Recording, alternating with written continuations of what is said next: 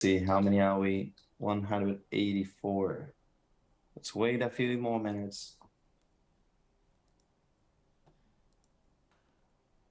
So, what are you expecting more from light? Tell me a little bit. Clouds, atmosphere, fog, God rays, soft shadows, reflections. That's a good one. That's a good one.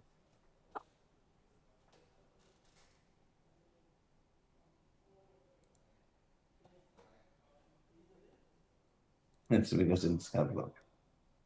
Everything and all. Let there be light. Everything is said. How to make a illuminate, cinematic lighting, volumetric light, night sky. Oh. For Andrea, we will be recommending probably a plugin that for night it's really nice. Although I have like this extra thing that I always like to bring. And it's going to be about night and space and planets. Don't want to spoil more. I don't want to do any more spoilers. But yeah, God rays. We will see God rays. Shadows. Shadows. Bokeh. We will see bokeh. Lens flares. We will see. Aurora borealis. Sorry, Anna, but we will tell you about a plugin that makes it. Costex. It's not here. We can tell a little bit about Costex. It's good you mentioned that because I'll let you know where, like, the direction to point that you should address. How to get things like this specs. Yeah,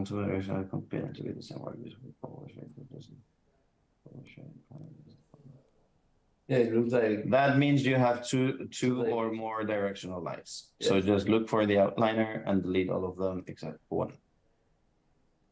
So you see, you can get things solved before the class starting. Fog, a lot of fog and God rays. We'll see that. We'll definitely see that. Post process volume, we will see a lot of post process with Ramon on Monday, but we will start talking about post process volume today. Hugo Branco.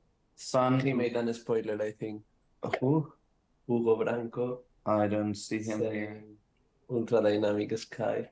Oh yeah. Oh yeah. So yeah. Rain, sun, rain, and reflections. So we will see sun, we will see reflections and rain. Again, probably as the spoiler has done, we will recommend you to go with the ultra dynamic sky, and that you can get weather, you can get rain, you can get stars, you can get aurora borealis. We don't earn and we don't earn any commission, although probably we should because we usually recommend it. If he or she gave us like €1, we virtual shadow maps, just a little bit of theory. Although probably usually what happens to me is that for a few of you, I get too much in depth, and for a few others, I just scratch the surface and you would like to know more even how C++ is coded for the Lumen. So for Lumen, but it's going to be just something in between, okay? Lumen reflections, actually everything will be, and ray tracing reflections, everything will be just mentioned all in here. And finally, at the end, we will go through natural exterior lighting. We will see a little bit how we did yesterday, how to control the sun. We will see how to control, for example, the size of the sun. We will see fog. We will see volumetric clouds because I prepared a few things for you. And at the end, if we have time, but I guess that we will, I'll show you a little bit more about space, planets, and outer space lighting, okay? Well, outer space lighting, that one's easy, but how can you see a planet from space? Yeah, so let's go. So lighting definitions. So this is like the very, very, very basics. So I could put this in a like child class. So what is a direct lighting? So basically, is the light that projects onto a surface without any kind of interference. So here is what we have: direct light. We have the ray. It just comes directly, and it's the one that it has no interference. It has no bumps. Okay, the light travels directly to the surface, and that surface receives the full color spectrum of the light, not contaminated by anything else. Okay, so contaminated or bounced or whatever. So indirect or bounce lighting is the lighting that has been reflected by other surfaces nearby. So, for example, on this case, from some other places, and then bounces back, and we can see a little bit more that we couldn't see from the shadows generated by the direct light. So here, as we can see, if we have no indirect lighting or global illumination or whatever, basically we see black. There could be like a whole city down here, but we cannot see it. It's just that because we don't have any global illumination or indirect light, okay? As light bounces off these surfaces, light waves are absorbed or reflected based on surface properties and passed on to the surface you're looking at. Those indirect lighting contributes to the mood and overall light intensity. So this is something that Lumen does in a great way. So actually, I'm just going to, and shadows, when what happened when Unreal Engine takes a snapshot of a mesh actor from from the light's point of view and projects that information to another mesh actor on the opposite side. So basically, this is it. Actually, one of the things that I like from Unreal when we have Lumen, and this is just like a nice thing that I'm going to mention here, is that when you create, just let me create like, I'm going to do it with the grid. Cube grid. Okay. Oh.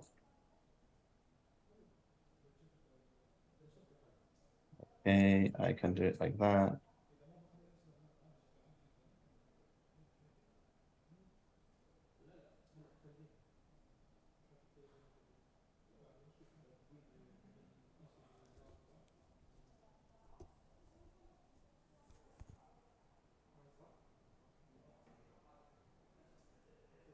And I'm going to just,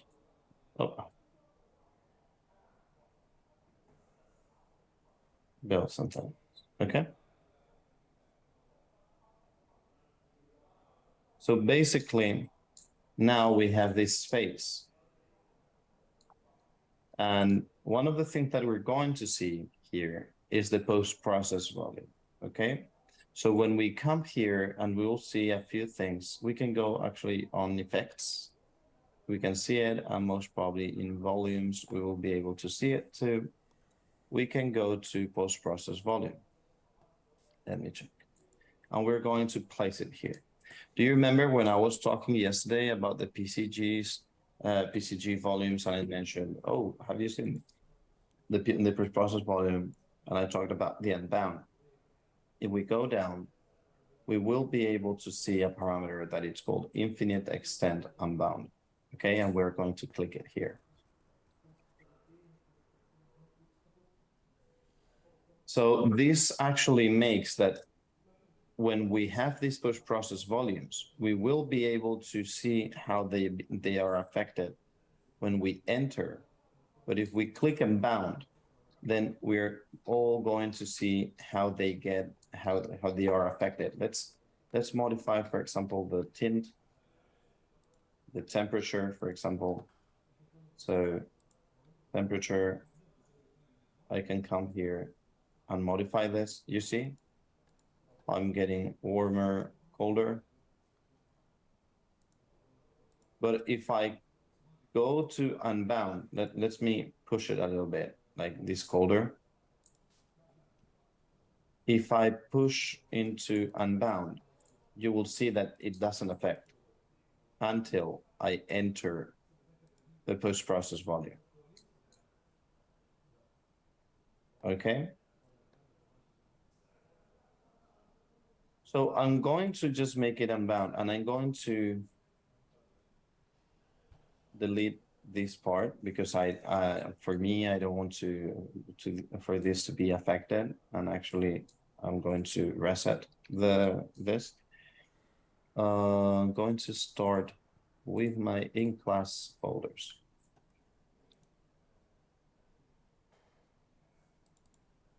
Levels.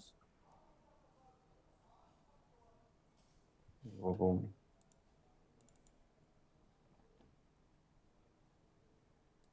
Okay. So here, one of the things that you will see is that I have this non-material, this wall grid material, okay, that it comes by default. But one of the things that I'm going to do is, and because in order for you to remember, I'm trying to explain you a little bit the different bounces and how the properties are passed, okay, to the different elements through the lights. So what I'm going to do here is I'm going to create a material that will be basic. I'm just going to call it basic, okay? This one I will be getting a color, and I will be putting it here. I will be setting metallic, that it will be 0 for now. Actually, I can put it on the slider, like from 0 to 1. I can put it the specular, same thing, but remember the specular by default should be 0.5. Okay. Let's go to roughness. I'm going to leave it by 0.5 for now. Same thing from 0 to 1. I'm not going to be working with a mid occlusion or emissive color, not for now. Okay. I will create afterwards a material for emissive. Okay, just as a heads up. So right now, I'm going to create a material instance. You know, I'll put MY because it's a material instance, and I will call it white. So I don't have it prepared here, but because usually I don't mention it, but I want you to know that maybe if I don't find it quickly, I'll ask Uthman to help me with that. Yeah. Real colors in real life. No black, no full black, no full white. Let's see if I can find just quickly one thing that I want to mention. So climbing holes. What I want to, I don't know if this one here, it would be okay. If not, just earth tone. So what, actually, no, this is like climbing holes. That's not it. That's not it. What I want to, hopefully you can help me with that, with man. Basically, what I wanted to say is that the full black and the full white, they don't exist in real life. Okay, that's a thing. So please never use the pure black and pure white when you're building a world, because that shouldn't be happening. Actually, the blackest black is called Benta black, and it's I mean it's really dark, and basically what it does is that it doesn't allow to propagate the light, but it's not even the pure black. Okay, so what am I saying? Why am I saying all of this?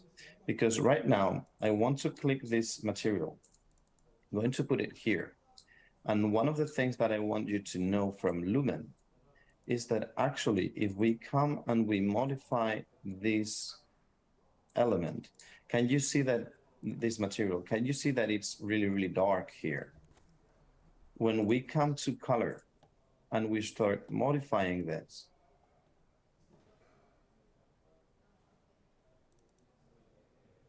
everything will start to be darker or brighter.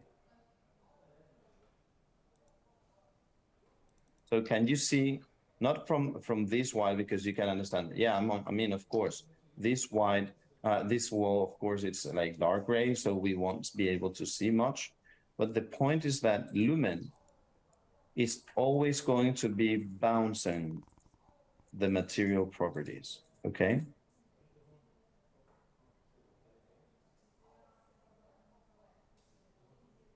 So this is quite important. As I was saying, like there is no pure black, white or black. So right now, basically, we can do this, okay? So let's duplicate this one. I'm going to call it gray.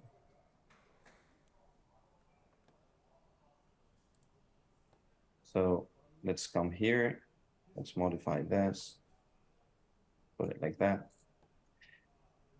So sometimes, and mostly if you're in interiors, and what you want to do is to modify the light that it happens in turn, like in the interior. You just need to modify a little bit the albedo, okay? This is, look what's like, there's no big difference. I can even go a little bit here. I will duplicate it. I will call it gray, dark gray.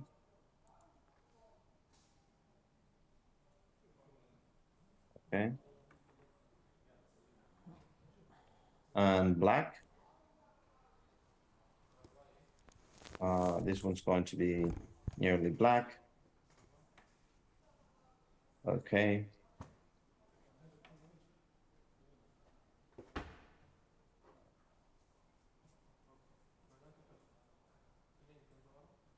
And this dark gray, it's going to be a little bit more here. Okay. So right now we can see that we have four different colors, and this is white,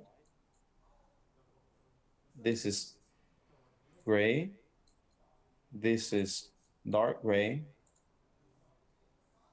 and this is black. So there's a huge difference of like global illumination, of bouncing, of indirect light, depending on the albedo of the color that we have. Okay, so this is something that it's that sometimes it's not mentioned, and it seems that we have this so we have this white here or this gray, and that, oh, I need more light, I don't know how to do, I try to increment the directional light intensity, I need to put here bulb point light or a spotlight. No, just come here, modify a little bit the albedo, and you'll get everything a little bit brighter. Okay, so this is the indirect or bounce lighting and the magic that we get with Lumen. Okay, so different static versus dynamic strategies. So as I was mentioning before, we have bake lighting. So this is not real time. It needs to be pre-computed, a little bit like offline renders, like V-Ray, Corona, etc. Although here in Unreal Engine, the point is that as it's real time, it's not a frame that we get rendered. It's basically the shadow. So every time that we do this, I will be able to show it to you here. We generate actually a light map. So this one's not the best, but I will bring, for example, a cube. I can bring a cube. Oops. Or any other element. So when we get a light map, basically, I'll let you know now what it is a little bit. So basically, you see that we have this cube here, and then at the same time, I have this kind of texel density, okay? So actually what this means is that if I open my cube, I will have the standard channel 0 with the texture. So I see the different faces, and of course a couple are repeated. And then I will have the UV channel 1 that you see that it has a very different situation. Why? Because basically we're going to paint the shadows here. That's why it cannot be repeated, because the shadow is going to be very different in each of the faces. Here is going to be black, full black. Maybe here is going to be a little bit darker, darker, and then probably as the sun kind of, so the sun is going to be brighter here, and this is going to be a slight shadow, okay? Because the sun, it's not coming in the same direction as we have it here. And this is actually what happens, okay? So on top of our texture map, basically what we will have, sorry, is these shadows getting rendered in the light maps, okay? And then finally there will be paste over there. So this is a little bit it. And basically, and just for you to know, in case we just want to increase the resolution of the shadow, we can just like increase the textual density. This would be the resolution of the light map, and then, or we can just leave it by default.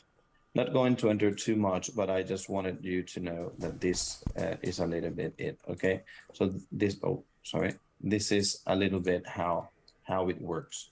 So basically, the static light in Unreal Engine basically bakes the shadows directly on the objects so that we can move, and we don't need to compute to pre-compute or to perform the lights in real time. Okay. So then we go to real-time dynamic. Basically, this is updated each frame. It's the most expensive regarding performance. And well, it's for every single, I mean, if, for example, the lights that we emit are movable, that will be like everything, although it's static. If all the lights are movable, that means that are going to be dynamic. Everything is going to be calculated each frame, okay? We could use both, although with Lumen, it's not so recommended. But we could use like old version of dynamic light and the static light, okay? And of course, we have ray tracing and global illumination. So ray tracing is still real time. So we could use ray tracing global illumination. Now, it doesn't have much sense having Lumen. Before Lumen in Unreal Engine 4, it made a lot of sense. But actually, right now, ray tracing is more for reflections, as we will see, okay? So different light types. So actually, I can come here. I'm not sure if I had my Cornell box. Just 1 second. No. So I'm going to be using this, and I think it's pretty interesting. So let me get the materials that I had here and probably get this one there. Okay. So when we come here, we have the place actors that probably it's around here. I'm going to get it. Basically, this that I'm getting is the same thing as this, okay? So you can see the basics, that it's this one here, the lights, that is this one here. So this button basically does the same thing as getting the place actors.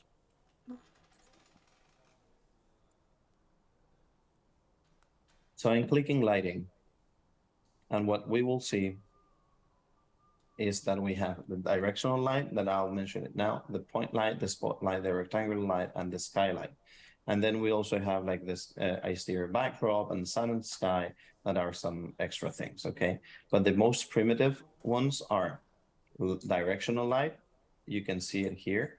I'm actually going to make not visible the skylight. Okay, I'm just going to delete it actually, so that it doesn't make any modification. The directional light, I mentioned it yesterday. If you click Control and L, you will be able to see this arrow, and you will be able to modify. If you release the L button, then this gizmo will hide. But if you click it again or you leave it pressed, then it will be there, okay? As we already have the atmosphere working here, this is going to be working by default on the exponential high fog. If I hide the exponential high fog, it will work, although there will be like this kind of black there that I'm trying to solve it with the exponential high fog. We'll talk more about that in the second half of the class. But you can see how this is really, really, really amazing.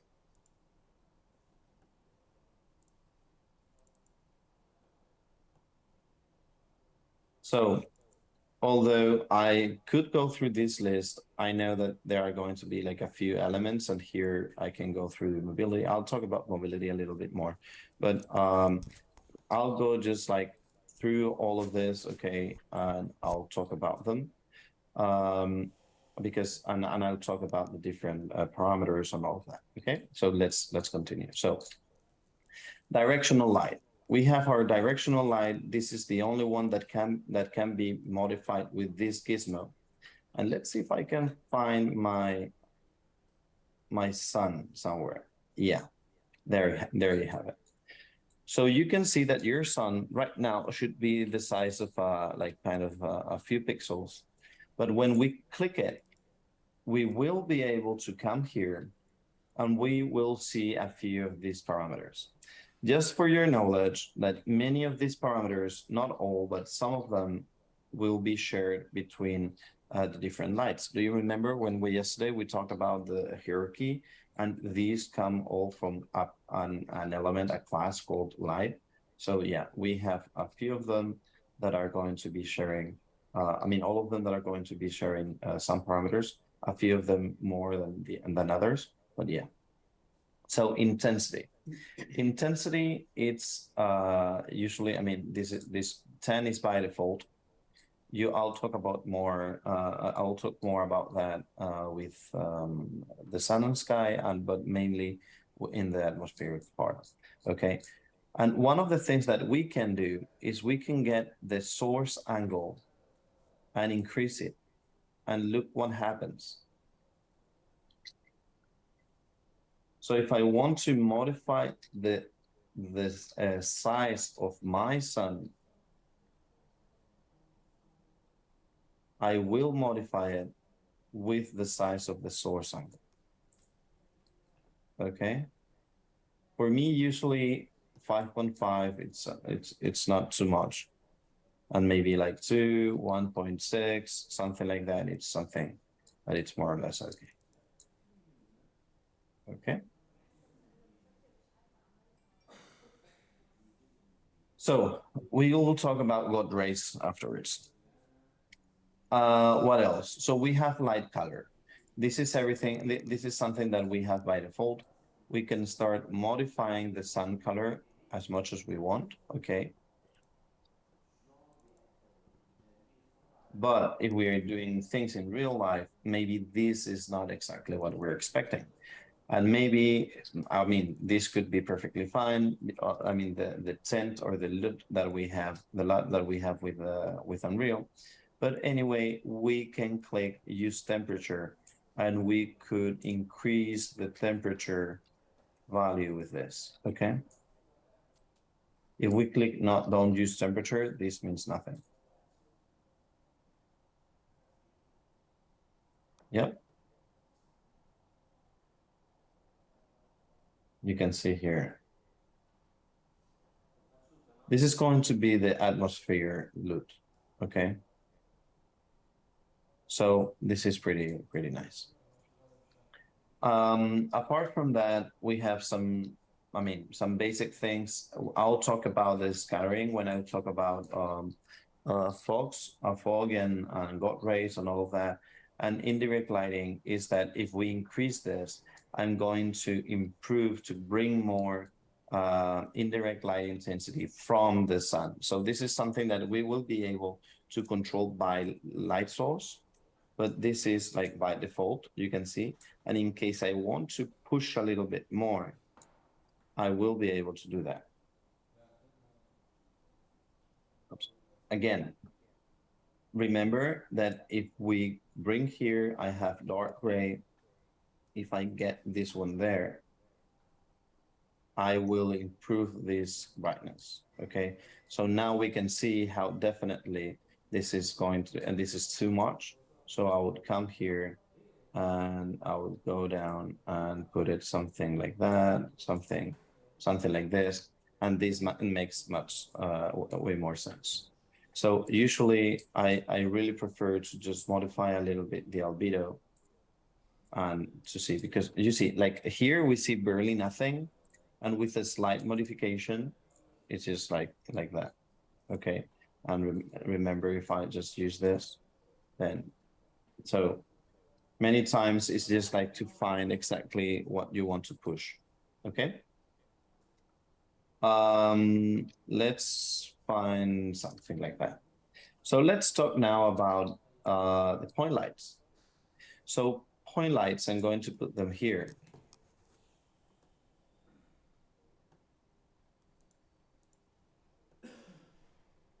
You can see that a point light is very well represented by a bulb.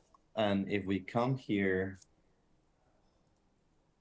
we will see that like great for bulbs or lamps, and we can control a few things that I'm going to mention now. It goes into radial pattern. This is 360. It's going to be emitting everywhere. And one of the most important things we need to know in Unreal is that there is something that is called the attenuation radius. And this means that as we always need to check the performance of what we're doing, all these little lights, all the artificial lights will have this attenuation radius. But actually, if we move it back, we will not be affecting everything that is beyond that attenuation radius.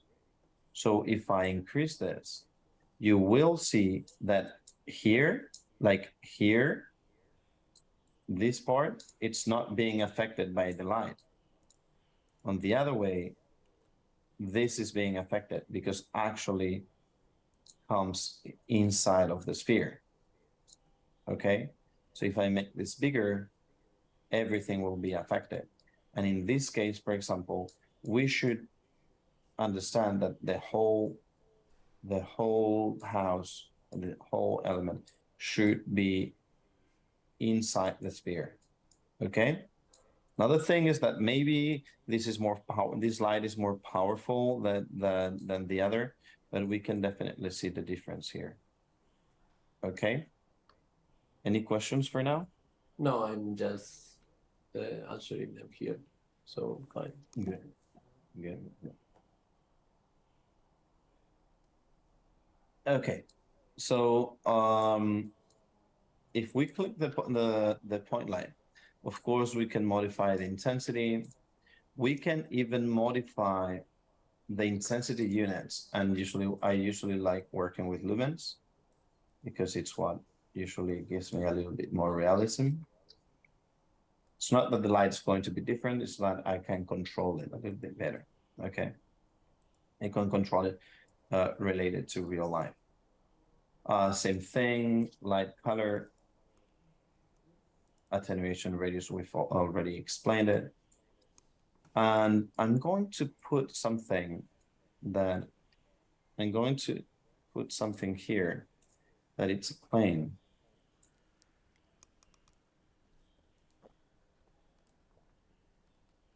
And I'll make it bigger. Something like that. Put it there. And going to put it here. Okay.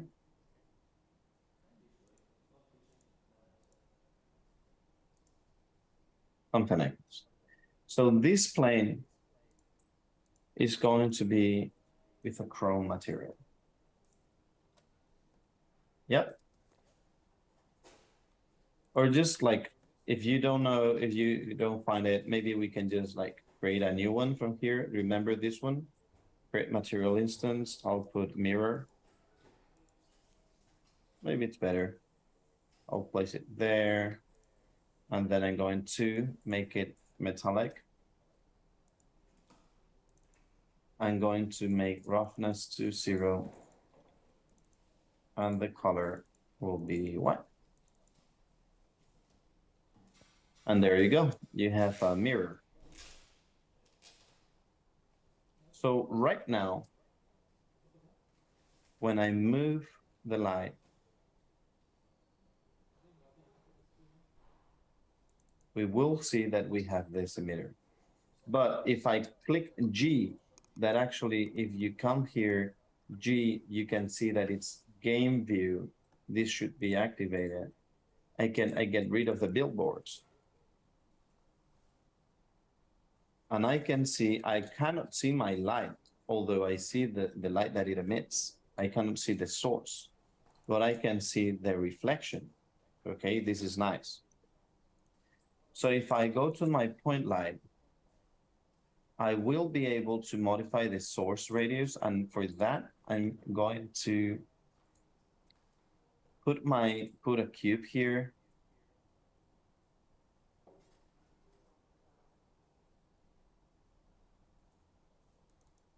You can understand that I'm doing like a test sandbox or something like that. So I click the ball and I'm going to modify these elements, okay? So the source radius is going to modify. So how would you, before I enter, how would you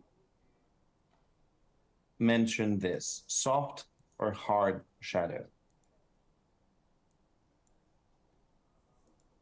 Hard, perfect.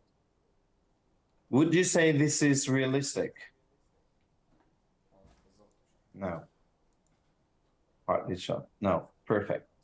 So what it would be realistic is that if we get our light near our block, this will be hard, but at the same time, this will start to soften. Okay? So this is, I mean, you cannot see it, but basically if you do with your, if you go with your phone and you just put your anything there, you put your light, you will be able to see how what it's next to the shadow that you can see next to the element, it's hard and little by little gets softer, okay? So what we have here, if we can understand it, it's a zero, it's a source that it's like of a size of 0. I mean, it's just only a point. It's so small that we don't have any kind of diffusion here on the soft shadow. So what we're going to do is we're going to increase this size. You can see it. And now everything starts to change.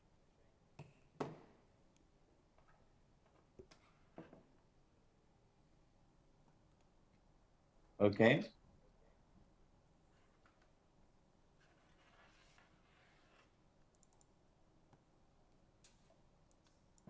Here, one of the things is that by default, I wasn't liking this, you can see here, but I still have it starting getting diffused, but I still have this mark and I don't like it.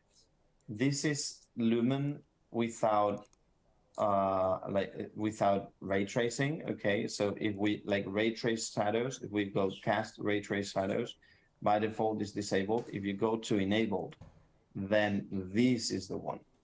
This is the default. So in order to modify this for everything, I will be able to go to project settings. In rendering, I will mention this afterwards anyway. So lumen, translucency. Let me see if I find it.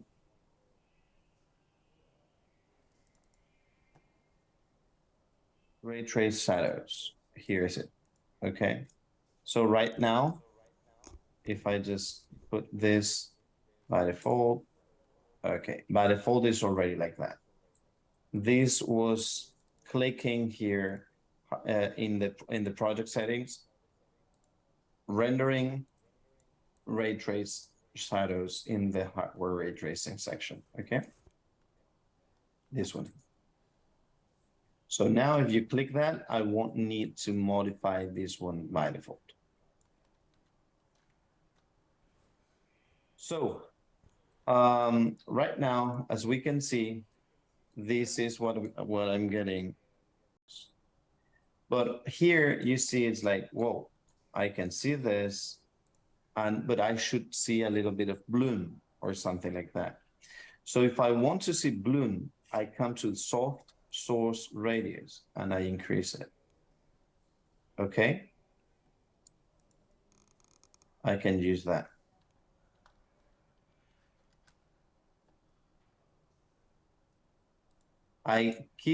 One of the things that you will need to know is that unless you're using a material as an emitter, you won't be able to see any light source, okay? Only the sun, only the directional sun.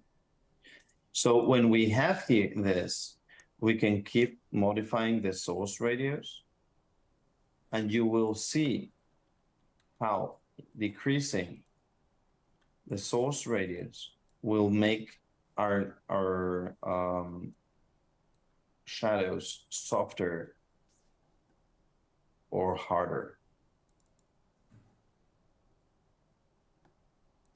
Okay. And of course, this will modify this. Source radius or not. Okay. So another thing we can do is to increase the source length. You can see the difference, and we could even rotate it.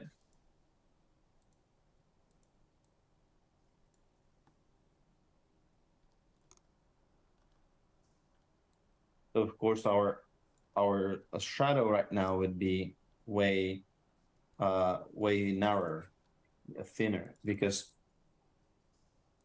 it's like we're getting light from more, like from a bigger angle.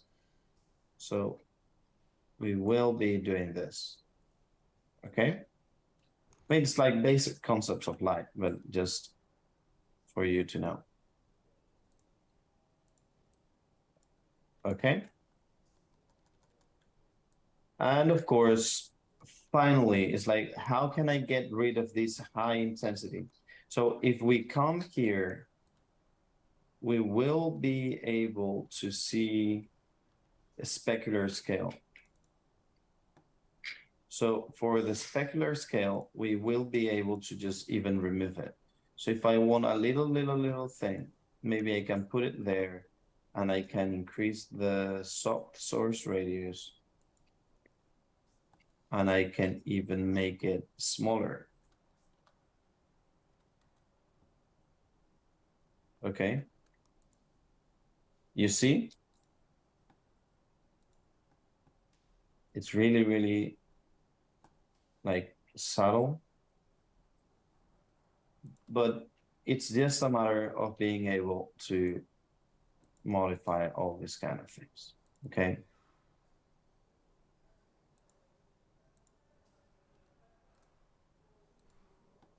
I mean, I'm not building here like a huge environment or things like that, because I think that the best way we can understand this is actually building like a sandbox and a nice thing. Do you have the concepts understood right now? Yeah. So let's see. Let's go and get the spotlight. So we can just get rid of this one, and we will be able to bring the spotlight. Oops. So the spotlight is a little bit different. I mean, you all know spotlights. So right now we have this. We have this cube. It's coming from up, and we can see a little fall off here, and we see nothing around. Okay. So the point here is that, of course, we have intensity, we have color, we have attenuation radius, but what's happening? Basically, the attenuation radius is only a part of the full sphere that we have here. So this means that this is the least expensive one, okay? But I need to just push it in order to see the floor, okay? So my minimum will be to go through the floor in this case. But what if I want to get into the different walls? Well, right now we're getting into the walls, but there is something that is called the outer cone that will be growing and will let us get there. And there will be another thing that is the inner cone. So this would be the max intensity, and then we'll control the fall off. So if I do this small, and you can see that I only modify the intensity, and you can see that my spotlight has the same inner and outer cone. Basically, there won't be any kind of fall off. Okay. So basically, I need to control the inner. So this is my spotlight. I want this to be perfect, but at the same time, I want the outer to be bigger. So this is how I'm going to get a diffuse, a fall off between the inner and the outer. But at the same time, I'm not getting this kind of intensity of soft shadow that I had before.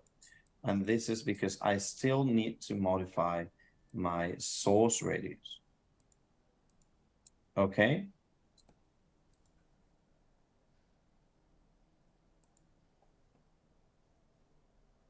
Yes, this is quite big probably. Anyway, I can also do the same, like source length. Oh, not source radius, soft shadow. So I can modify the length. You can see that now it's not the same.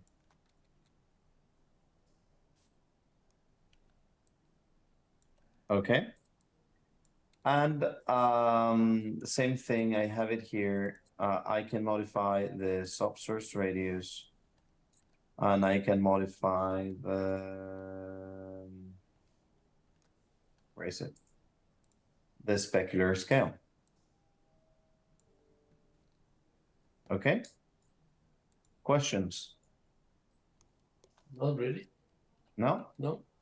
Well, doesn't like get more expensive as you increase the softness of the shadow? I mean, in Lumen, I don't think so. It's just that it shouldn't be. It's expensive is the type of light. Okay. What is more expensive, for example, is the point light or the rectangular light, and then this one is the cheapest. The spotlight is the cheapest. The spotlight is the cheapest. Yeah, exactly. So let's go to the rectangular light.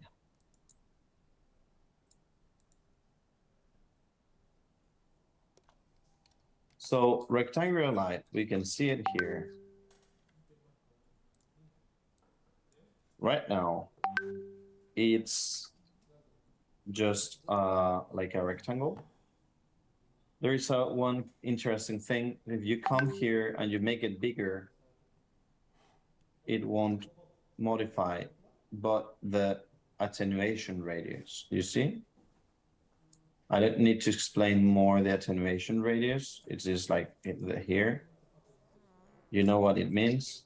If it's like that, it won't show. If it's like this, little by little, it will be covering. So our requirements actually will be that it gets, I mean, this element. More things. If I want to modify the width or the height, I need to do it here. And then I have the barn doors. So I can control these and then the length. You can see that in Lumen actually works perfectly here. So before it was not like that. It was just like only directly from the edge. So it would be like this instead of directly on the barn door. So yeah, we can do it like that. We can control like this. And of course, it works with temperature and so on.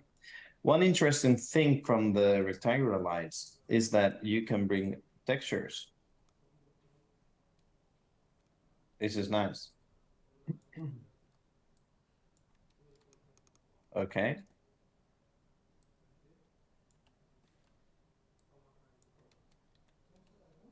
Awesome. Okay. So you can bring any texture and put it there.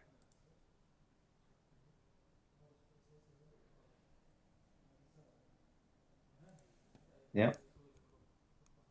And this will emit. On the other way, if we bring, and I forgot to say this, if I bring a spotlight,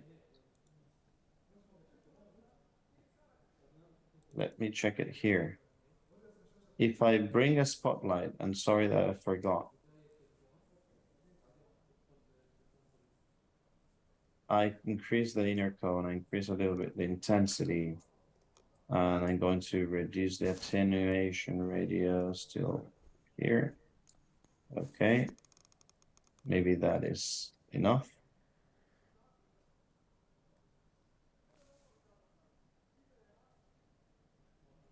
One of the things that is going to happen is that it's going to be very, very much regular, okay? But we can bring something from the marketplace that it's called, oops, no, not sure. We can bring something from the marketplace that it's called IES, that it's like industry, I always forget it.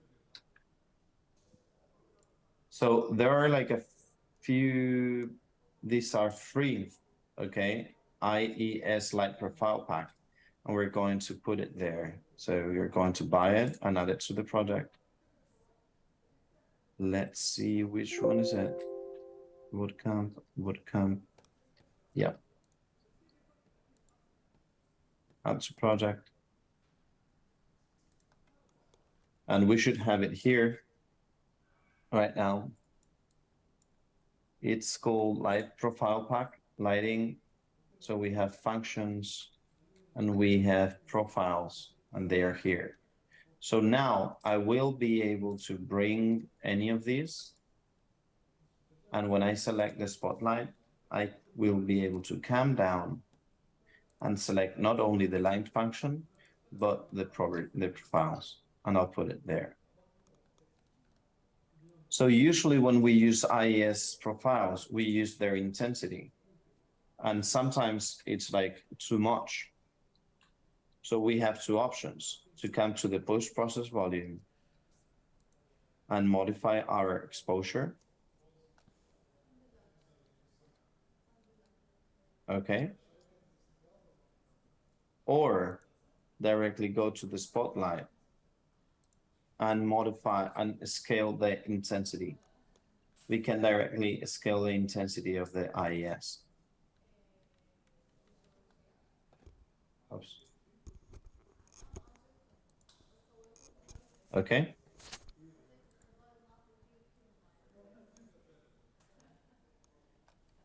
Another thing that we can do, and I think we had some functions here, that we can bring functions. So I'm going to get rid of the IES texture. And I'm going to come here to functions. And I'm going to try a few of this. So arrows, grids, window, star bus, for example. Okay.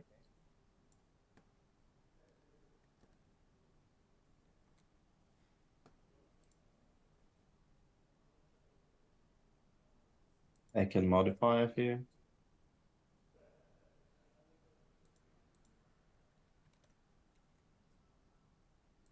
There are a few that can be moving, some others that won't. I'm not sure if I don't have a caustic here, but caustics can be generated like this. So let me see.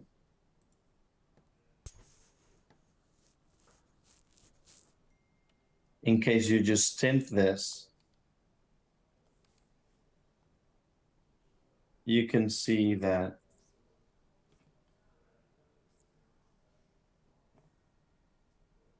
you can make it a little bit like futuristic. Yes, the light functions are from the free pack. And you can even increase the intensity.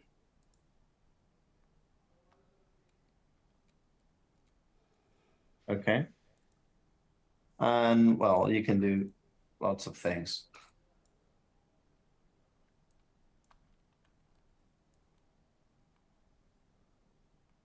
Okay. This is something cool actually, in order if you have like your if you have to get the artifact or something and you can just like put it there.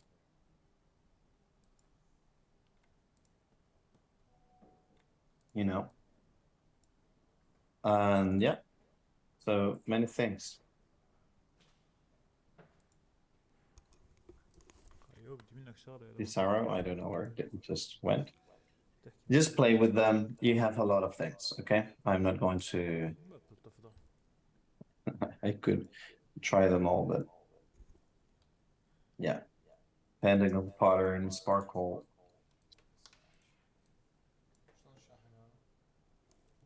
هو بصير بس الوصل للاخير ببطئ وشغله ثانيه. I don't know what this one does. Oh, it just seems to be like generating some sparkles like that. Maybe some blood or something like this. You know, when it's projected and you go with the blue light. And so you could try to do some CSI thing here. You know? Yeah, so that's all about light functions on IES, okay? So we mentioned the rectangular lights, the source textures, and one of the things I wanted to bring is the skylight. So I can bring a skylight and look at this. So you can see that I still have my atmospheric here, but if I just go there and the reflection, I don't see it. So basically the skylight generates a fake global intensity, and as well generates a cube map all the time, like a captured scene cube map, in order to generate reflections. Okay, so sometimes you can, if you I just come here and I modify and I put it like that, like really like high, I will be having this one there, but at the same time, if I go there, you see that my reflection is exactly the same. This is because I have to put real-time capture there, okay? So I have to capture that mode every time the light modifies. So if I come here, you will be able to see that I can see my sun over there. Okay? Just a few little tips.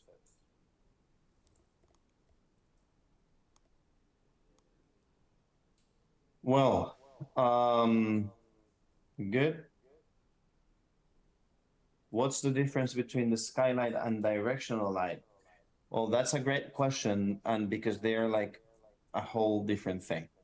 Directional light is a source. You can see I disable directional light, I see nothing. If I disable the sky,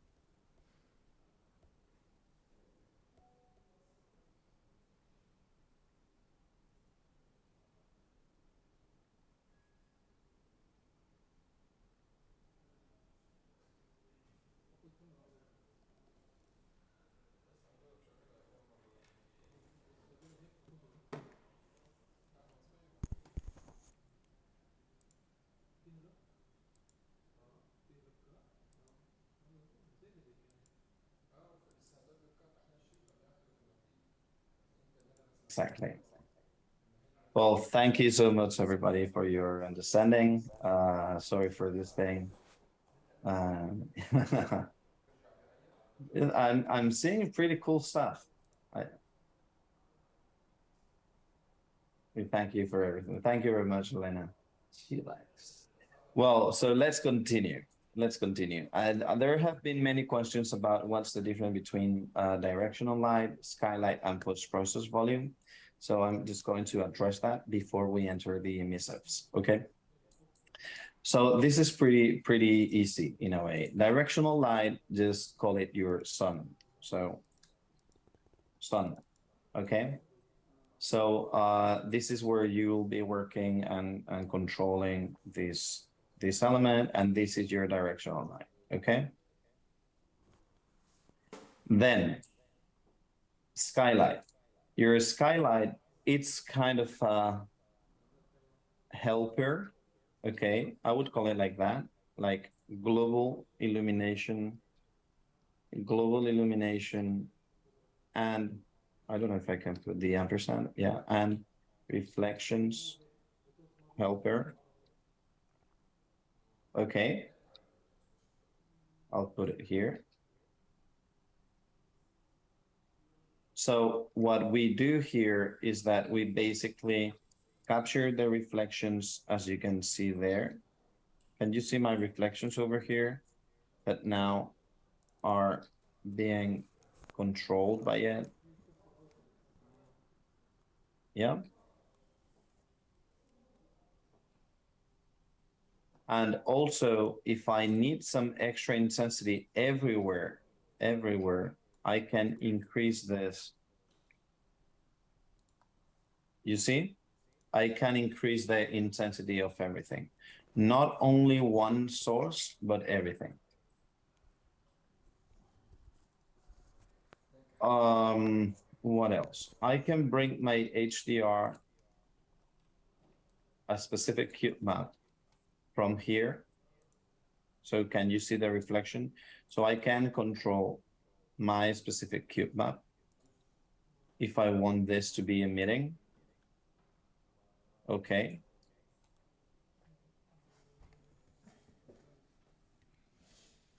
And you see how I get this kind of reflections, sorry, global illumination. But if I click real time, it's the one that I'm going to be getting all the time.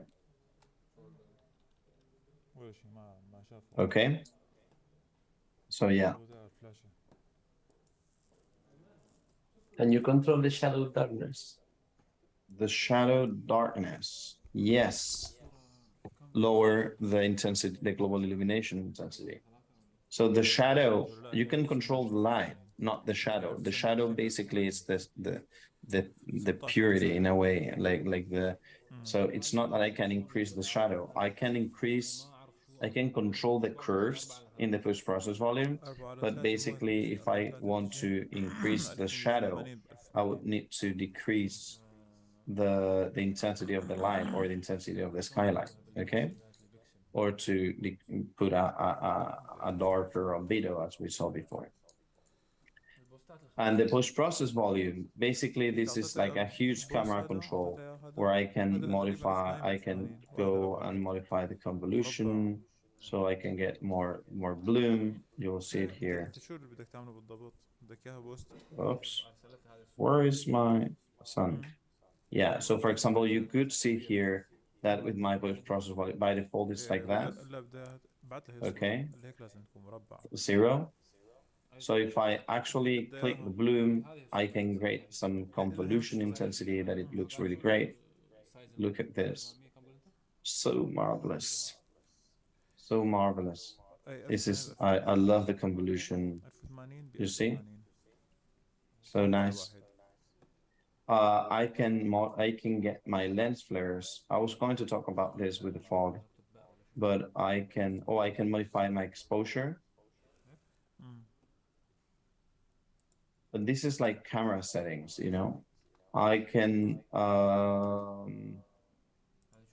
lens flares, بكسر تعرف you see? لا عادي ما بيصير. ايوه. Okay. I can control so many things. I can control temperature. واحد على واحد، واحد على واحد يعني 1080 ب 1080، 2000 ب 2000. I can control tint. I can control global saturation.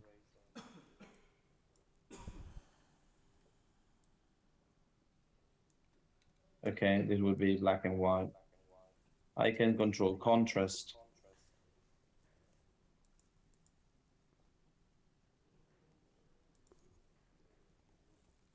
Okay. What else? My gammas. فخر. انت هون. Gain. لا يعني هلا انا Offsets. الشبع ما موجودة عندي، فانا قدرة التحمل هي اللي عم So I can تغير. get all of these controllers. Basically, it's a little bit like a post-process operator. So with shadows, this is a little bit what I was saying. You could bring here and make a little bit more contrast in here, in your shadows, and even push them a little bit more.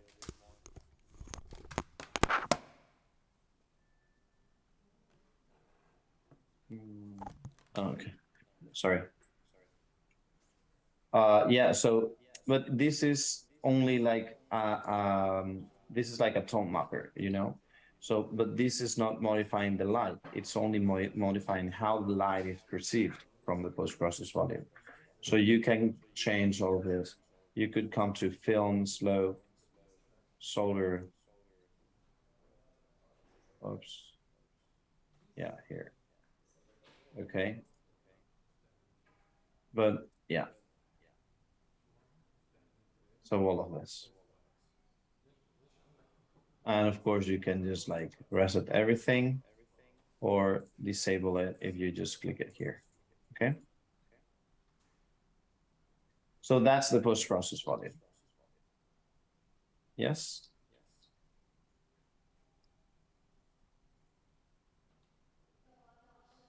Okay. So we were going to see the emissives now. We were going to see the emissives. I'm going to get rid of the lens flares because it can look nice, but for me, it's a little bit annoying right now. And I'm going to push this a little bit down. Okay. So what I want to do now is that we have this skyline. I'll just put it somewhere else. There we go. And I'm going to generate, remember that I said that before, I'm going to generate a material that would be an emissive. So emissive. I'll just a color parameter.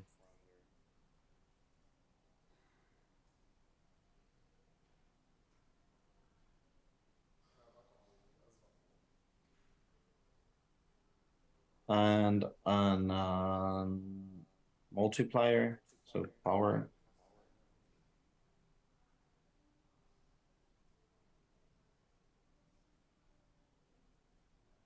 Multiplier.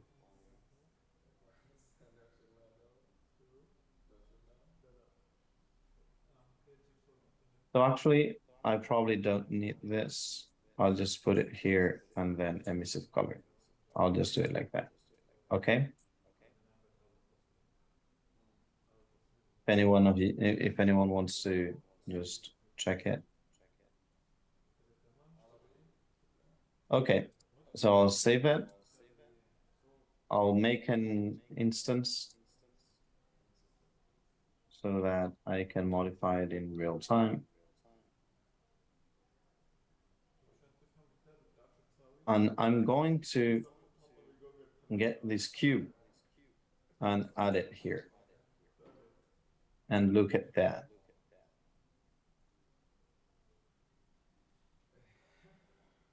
So this is really cool because right now I can just start playing. So I can make this emissive more powerful. Oh, and again, remember that I just mentioned the post-process volume, the bloom. So I can just put it a little bit more, less intense, or I can disable it. I mean, it's however we prefer. This is disabled. So I can modify the emissive intensity.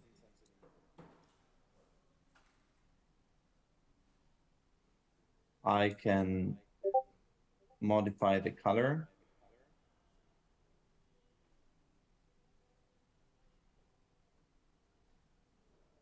And one of the things that I want you to know is that if we make it bigger, it will be more intense. Okay? Are emissive expensive or not? Not so much. I'm going to show you.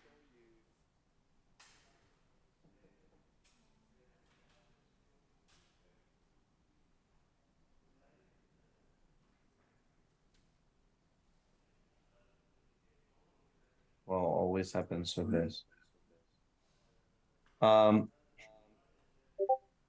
This and this is driven by emissives, only emissives.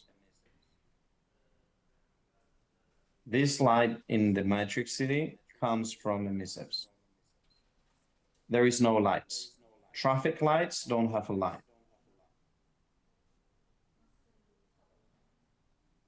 So this is not a point light. This is an emissive. This doesn't have a rectangular light afterwards. It's an emissive. These reflections come from the emissives. This is an emissive.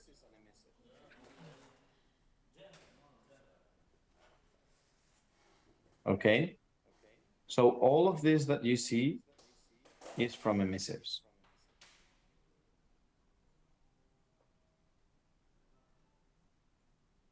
So is it expensive? Well, it's not expensive enough to be able to drive to handle a city.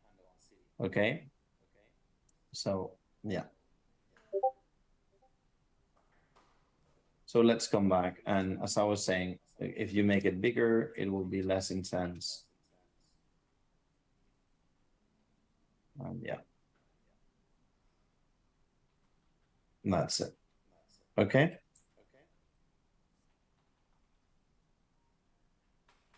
So this is something that is really cool. And actually you can put it on anything. I'm just trying to find if I have something cool here.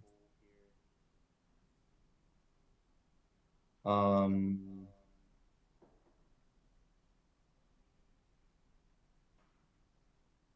maybe I can get some of this. Wow.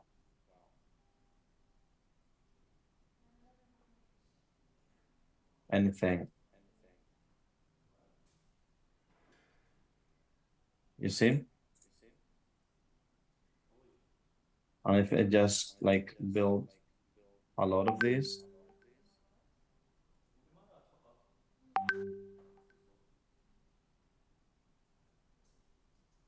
I know this is not the way I've been talking about the others, but it's just like in order to show you about the randomizer, but it's only to show you that it works. So the biggest concern, as for you to know, with emissives is if they are very small and with very little intensity. Okay, but if you have these, I mean, they look great, and they are going to actually to start like generating emissives. Exactly, like Avatar. These are like this is going to work really great. And now you can just like come to this emissive, and we will be able to see how this comes down or not. Okay. So yeah. Well, so let's talk about reflections, shouldn't we?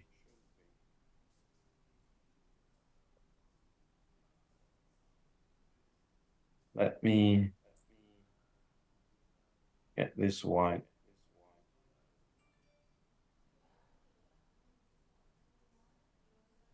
So if we talk about reflections, I'm going to just get probably a rectangular light. Let's put it 90 degrees.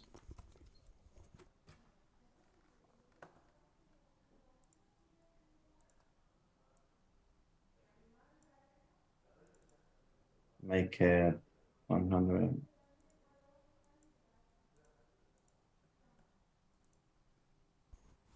Something like this. Okay. So we have these reflections. And right now, anybody will be able to tell me what kind of reflections I'm using?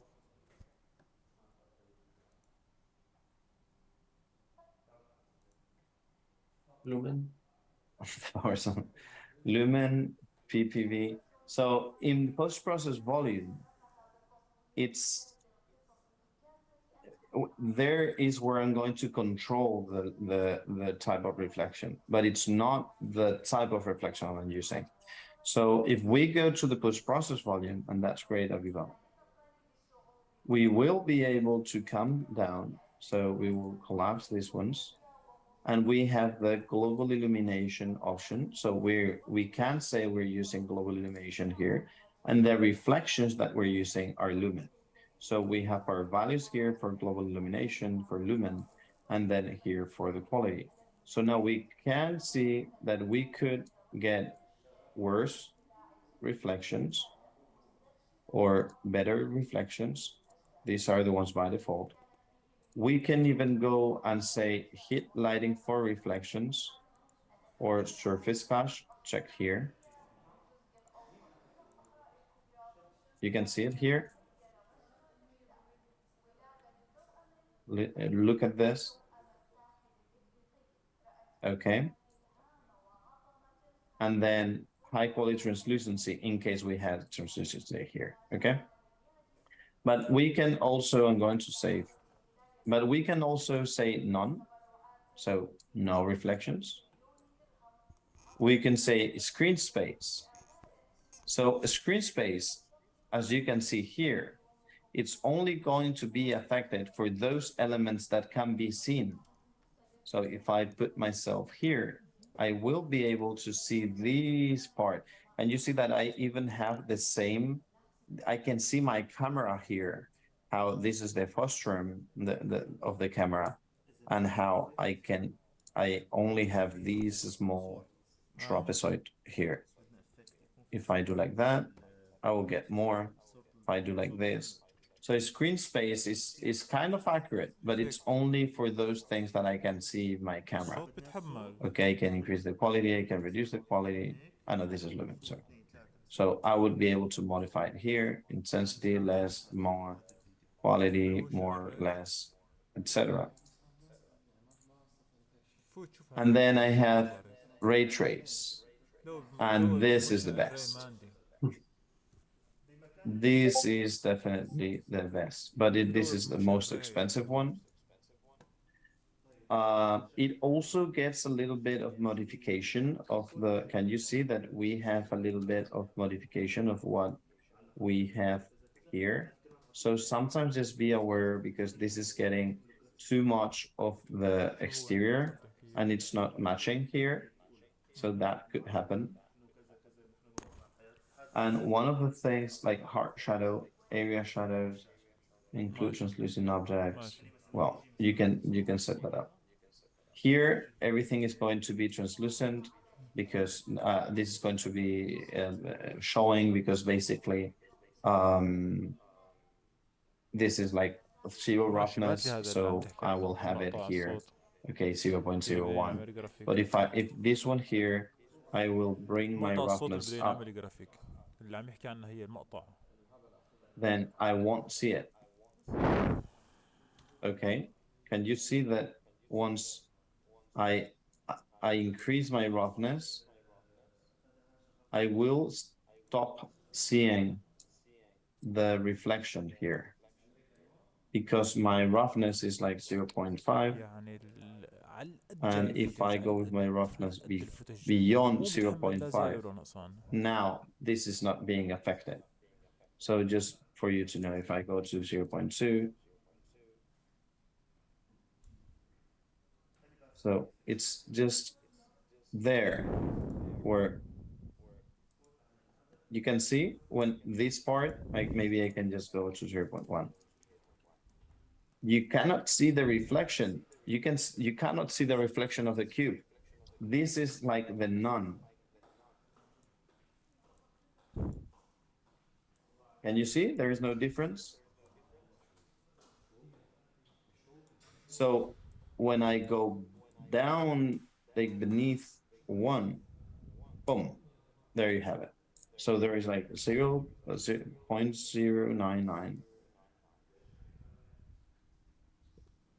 Where do I have it? Okay. So it would be 0.99. No, no, 0.09, sorry. And then it would be 0.11. So this is nothing at all. So 0.9, 0.09, sorry. Here I have it, 1.1, I don't have it. Sorry, 0.11, I don't have it. Sorry, I'm just like getting confused myself.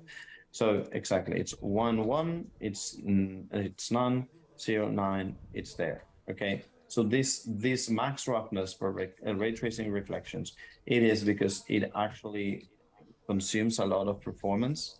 So there is like a point where actually we don't need. So usually it's like 0.6. Beyond 0.6, it makes no sense. Okay. So if I make this roughness beyond 0.6, you can see now that I'm not seeing any kind of reflection. So don't calculate that. So when I'm beyond 0.6, it's just like this is not going to be calculated for reflections. I would even go like 0.25 or something like that, probably. Or something like this.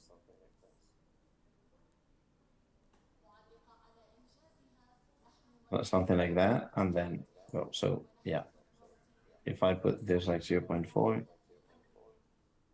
maybe something like that, but well, you understand what I want to say. So we've talked about, I'm going to get back my mirror because I want it. 0. So this is about ray tracing. So If we modify here global illumination, we can go to none. And you know what happens with none? And then if I come here and I get rid of the skylight, remember it was a helper, global illumination helper. I get no global illumination because my global illumination helper is not, it's not helping because it's hidden. So the point is that as I'm using the old version of the dynamic light, yes, I could just come here. I'm not getting any global illumination. This is not global illumination. This is just basically this light coming.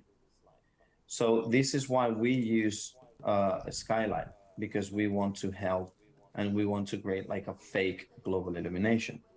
So this would be the old ways, and this is lumen, okay? So of course you have different options for lumen, like the distance, etc. Okay, just like totally fine. And finally, we also have screen space global illumination.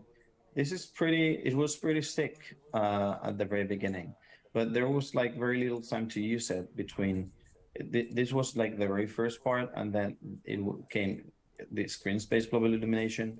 Then we had ray trace global illumination. Probably like this is too intense to just notice everything. Just let me see. So so yeah, so we went like with the years, basically it was like none, screen space, ray tracing, and oh, these are reflections, sorry. I'm going to leave them here. So it was none, screen space, ray trace, and finally lumen. Okay, and you can see the big difference. So this is how it has been evolving, the global illumination in Real for the years, through the years. Okay, so my biggest recommendation is trying to use lumen. If you really need global huge reflections, try using ray trace reflections. If you don't need them, lumen reflections should be fine. The only thing about lumen reflections is that if you're not using lumen, they just go away. Okay. You need lumen to be working with lumen reflections, and unless you want like a perfect mirror, they work pretty well. Okay. Any questions related to reflections? Because I'm jumping to. That's a long question. Okay, let's see. Questions, please clarify what was just said regarding radius, regarding rectangular light. Just angles, radius is invalid. Ray tracing is enabled only for things that are not.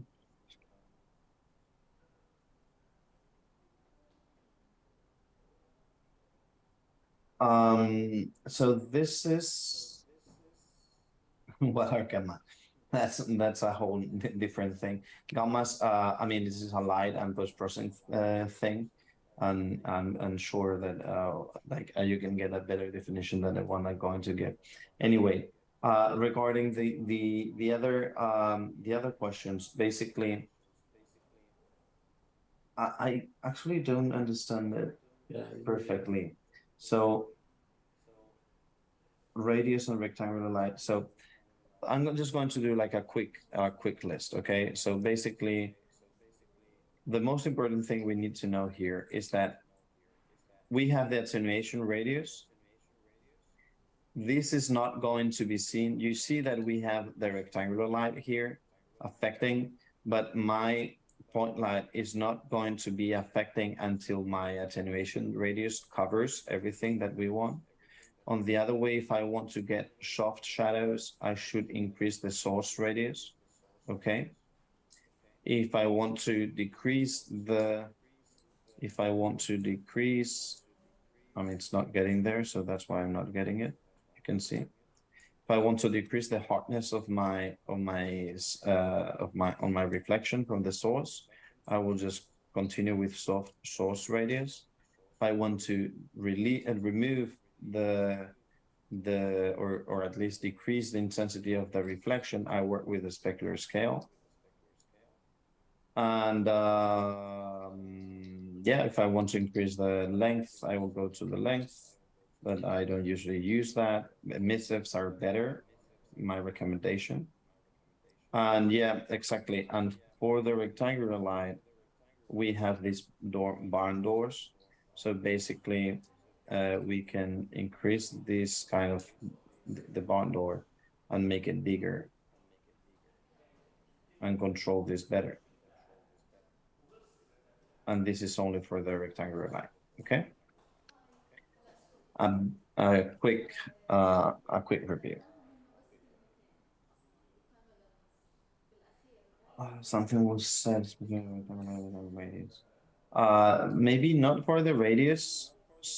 It's just like we have this barn door, okay? And the scale affects the attenuation radius. If we want to increase the rectangular light, it's just like going to the width and height, okay? And you can see it has not source radius because basically the source radius is replaced by the source width and height. And that's it. Of course, we also have the specular that we can remove here. And about the soft source radius, probably we should go with bloom or something like that. Again, many times what I do is I bring like I also use these for flexos, like for fluorescents. Yeah, so this like bars.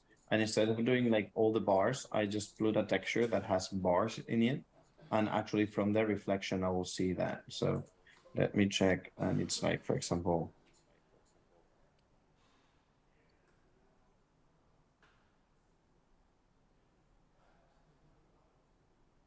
not flexo.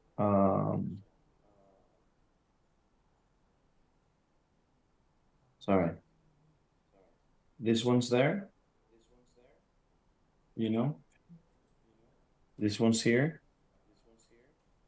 If you find a texture like this, you can actually bring it here and it will look like that. And it will like emit this kind of light. So just for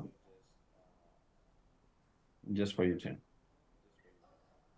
Okay, so ES profiles, reflections. They were asking about the reflection capture of actors, but I don't know if we are gonna see this. This is what I was mentioning. I can talk about those, but this is like old school, okay? Yeah. Really old school. If I come here, or mobile, by the way, or maybe sometimes VR. But yeah, but not for offline rendering, that is like a linear workflow, that is what we're doing here. Anyway, if you want to know a little bit more about these guys, let me just go none. Okay. So static.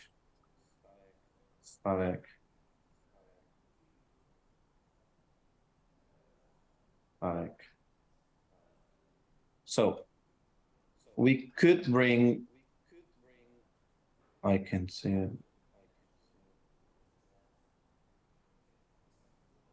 A sphere reflection captures. Where is it? Here.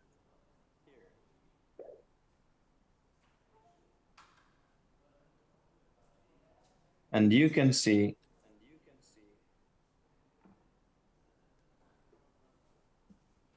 let me check. This is static. And we can bring one of these And let me check because this has changed in five. Just build reflection captures. Because before it was getting like mostly everything. Now it needs to be static. And it's generating like a capture that is going to be projected over there, okay? So let me check if it's working. But it's really, I don't think that you will be using them. That's why I didn't mention much. You have like a few slides over there.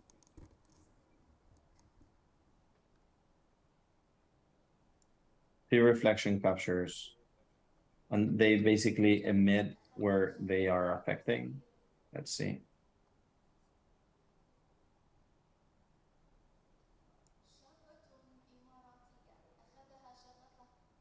Okay.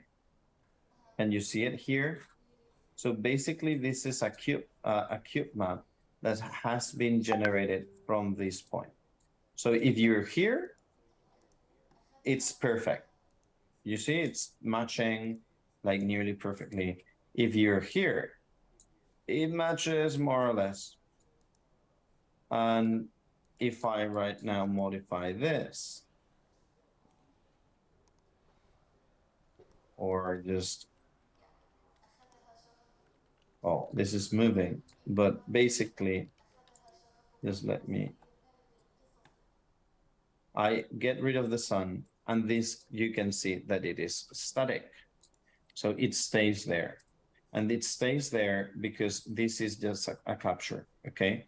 A capture from a point of view. So if I do like this, and I should see the sun, I see the sun because this is dynamic, but I'm seeing in the cube map that it's dynamic. So the sky, I'm seeing the sky light there. So this is the light. But this, what I get here is the reflection capture. So I can get this reflection capture and I can make it more brighter. So you can see it brighter, softer. So I can control how much of it is coming, okay? But yeah, so now, for example, if I want to see the cube, I won't see the cube. Why? Because I can only see the cube if I'm coming from here. Because if it's like the capture, it was from here. If I do this, and I put it in here, and I capture it again, I mean, you can see that it's moving, okay? So I can capture it from somewhere and then I can move it, but now I build the reflection captures.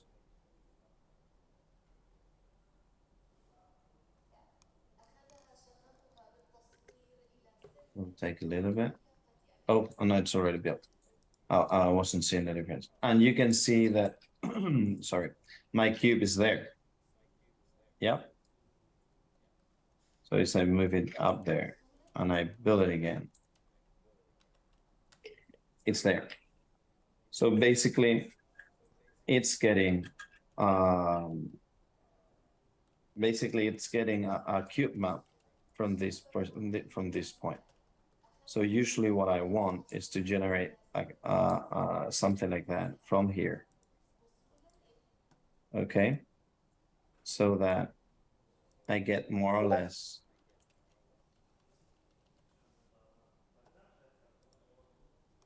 something that I will be seeing and from here. So it's just a matter of controlling a little bit. What are you expecting? Maybe not there, even more like that. But it's not, as I say, it's not what you will be looking for while you do this project, okay? And usually it's like where your reference is. So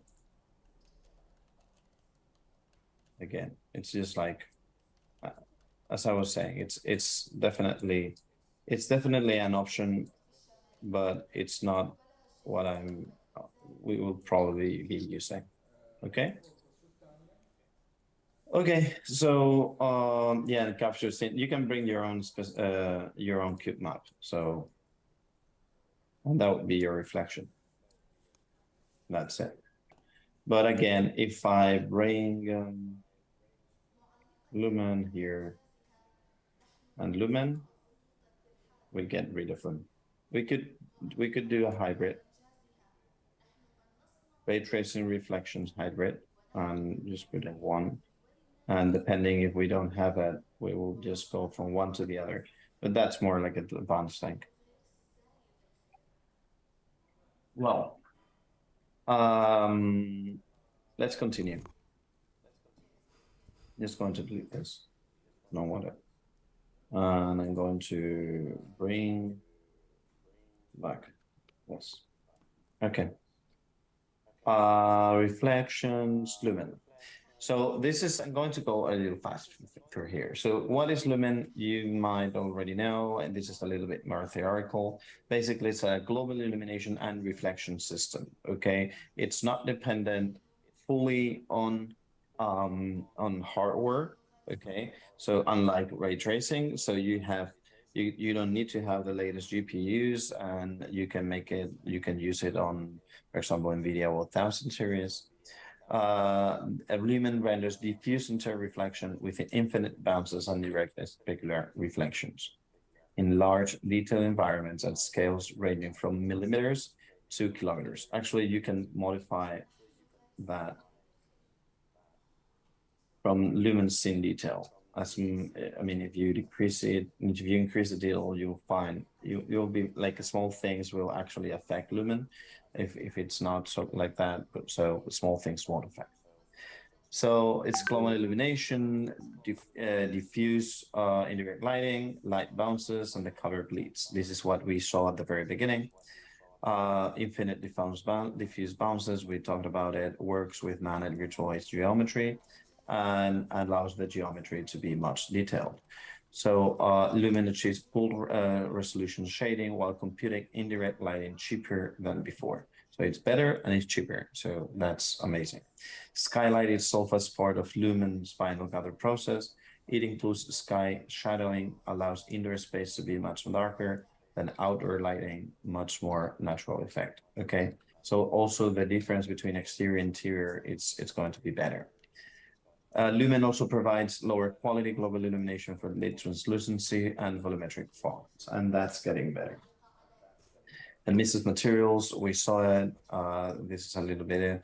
It propagates light through lumen's final gather with no additional performance cost. So this is what I was saying. It's no, I mean, I know a little bit, but it's really, really not relevant in a way. However, there's a limit to how small and bright emissive areas can be before they begin to cause noise artifacts to appear. And this is a little bit what I was saying. Some things, if they get too small, then they will be, you'll have like this kind of noise all around. Solves indirect specular hour reflections for the full range of material roughness and values. And it's a diffuse global illumination. Shadow skylight can be seen in our reflections. Lumen reflections also support clear coat materials for, like, so for example, cars. So as I was saying before, this replaces a skylight with ambient occlusion or unshadow. Although a skylight, we can continue working with it, okay, if we want to take things a little bit more.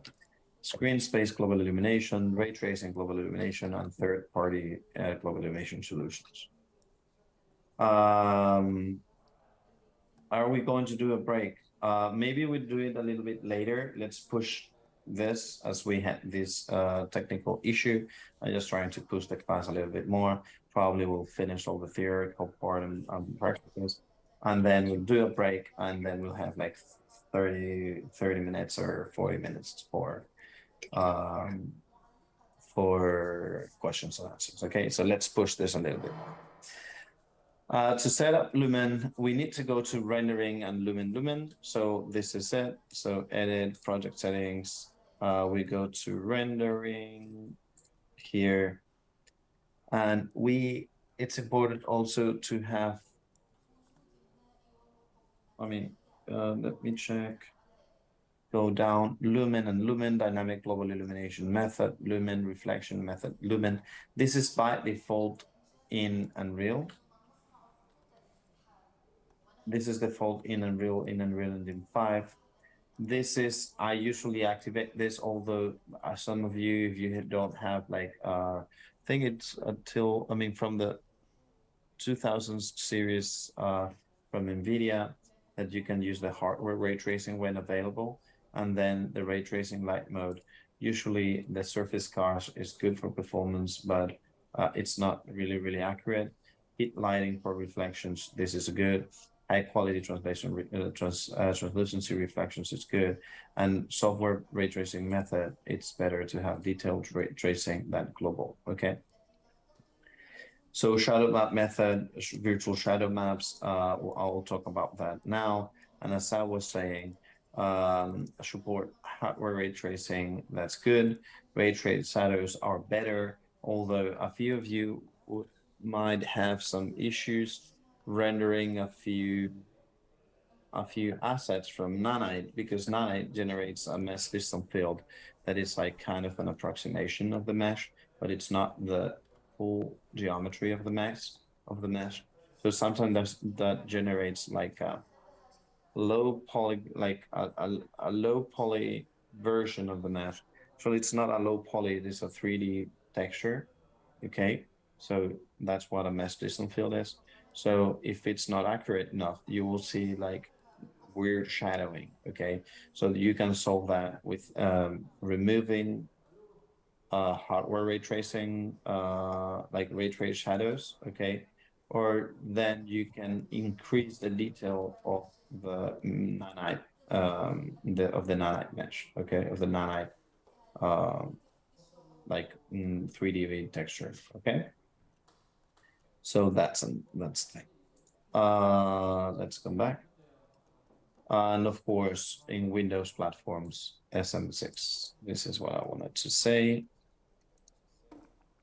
We come here, Windows, DirectX 12, and shader model 6. Okay.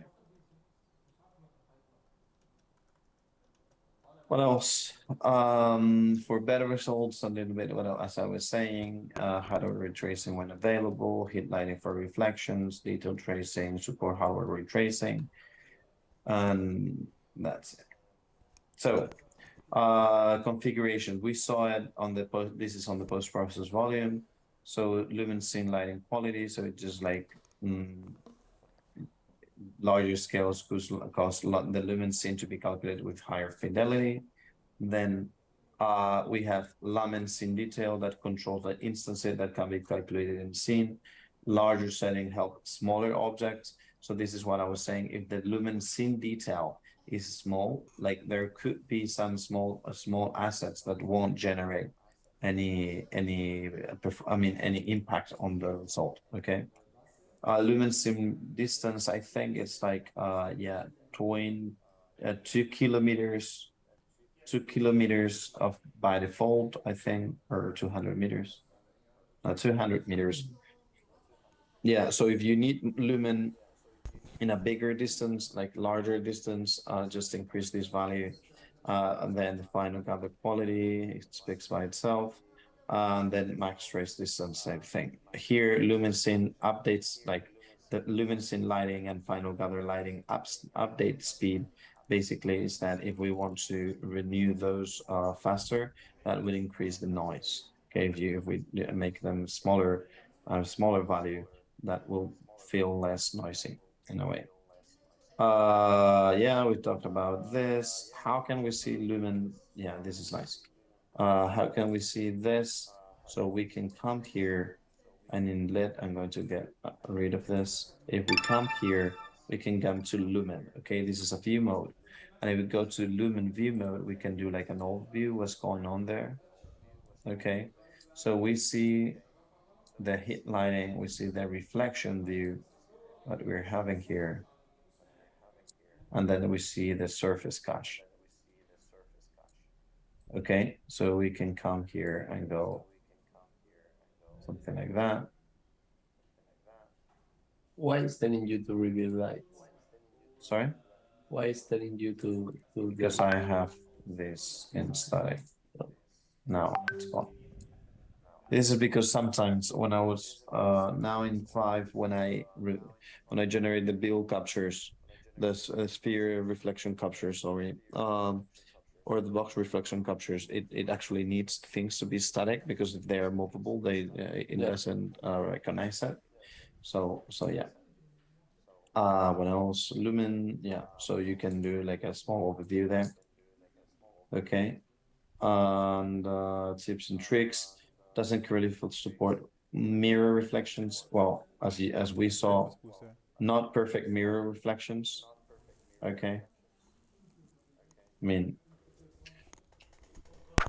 a little noisy sometimes.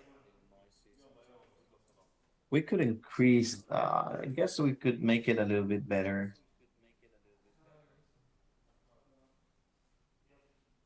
Quality.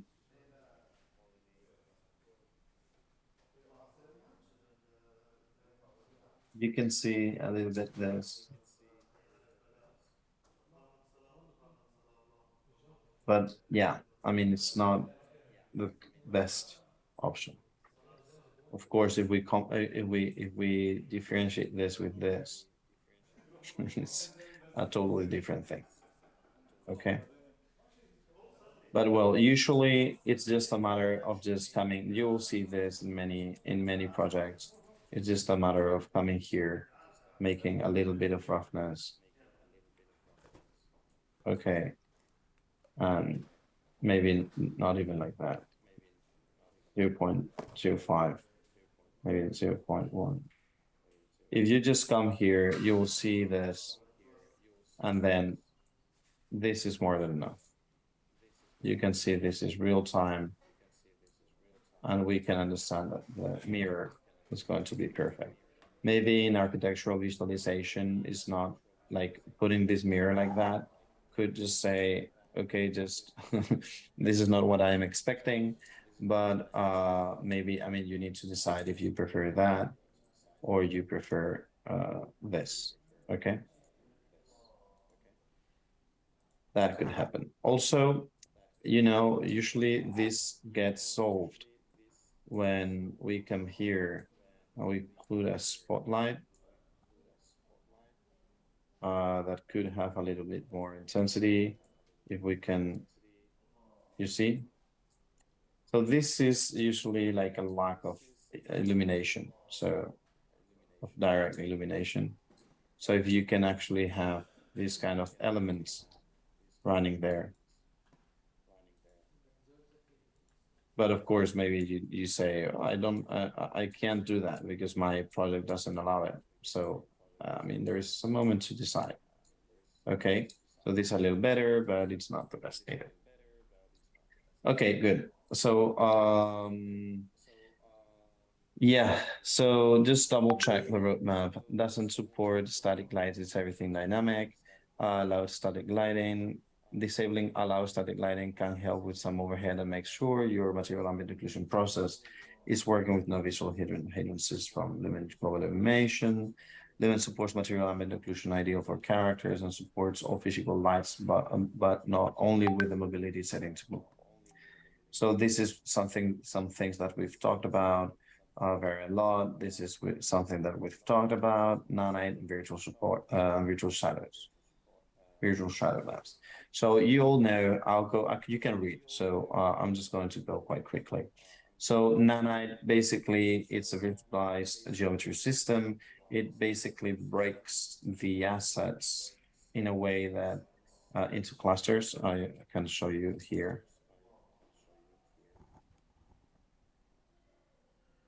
Oh, none of this is nanite.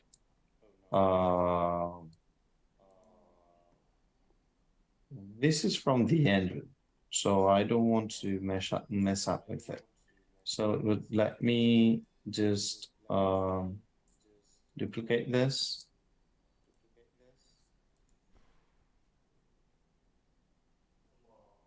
That. So this plane, not this plane, the floor.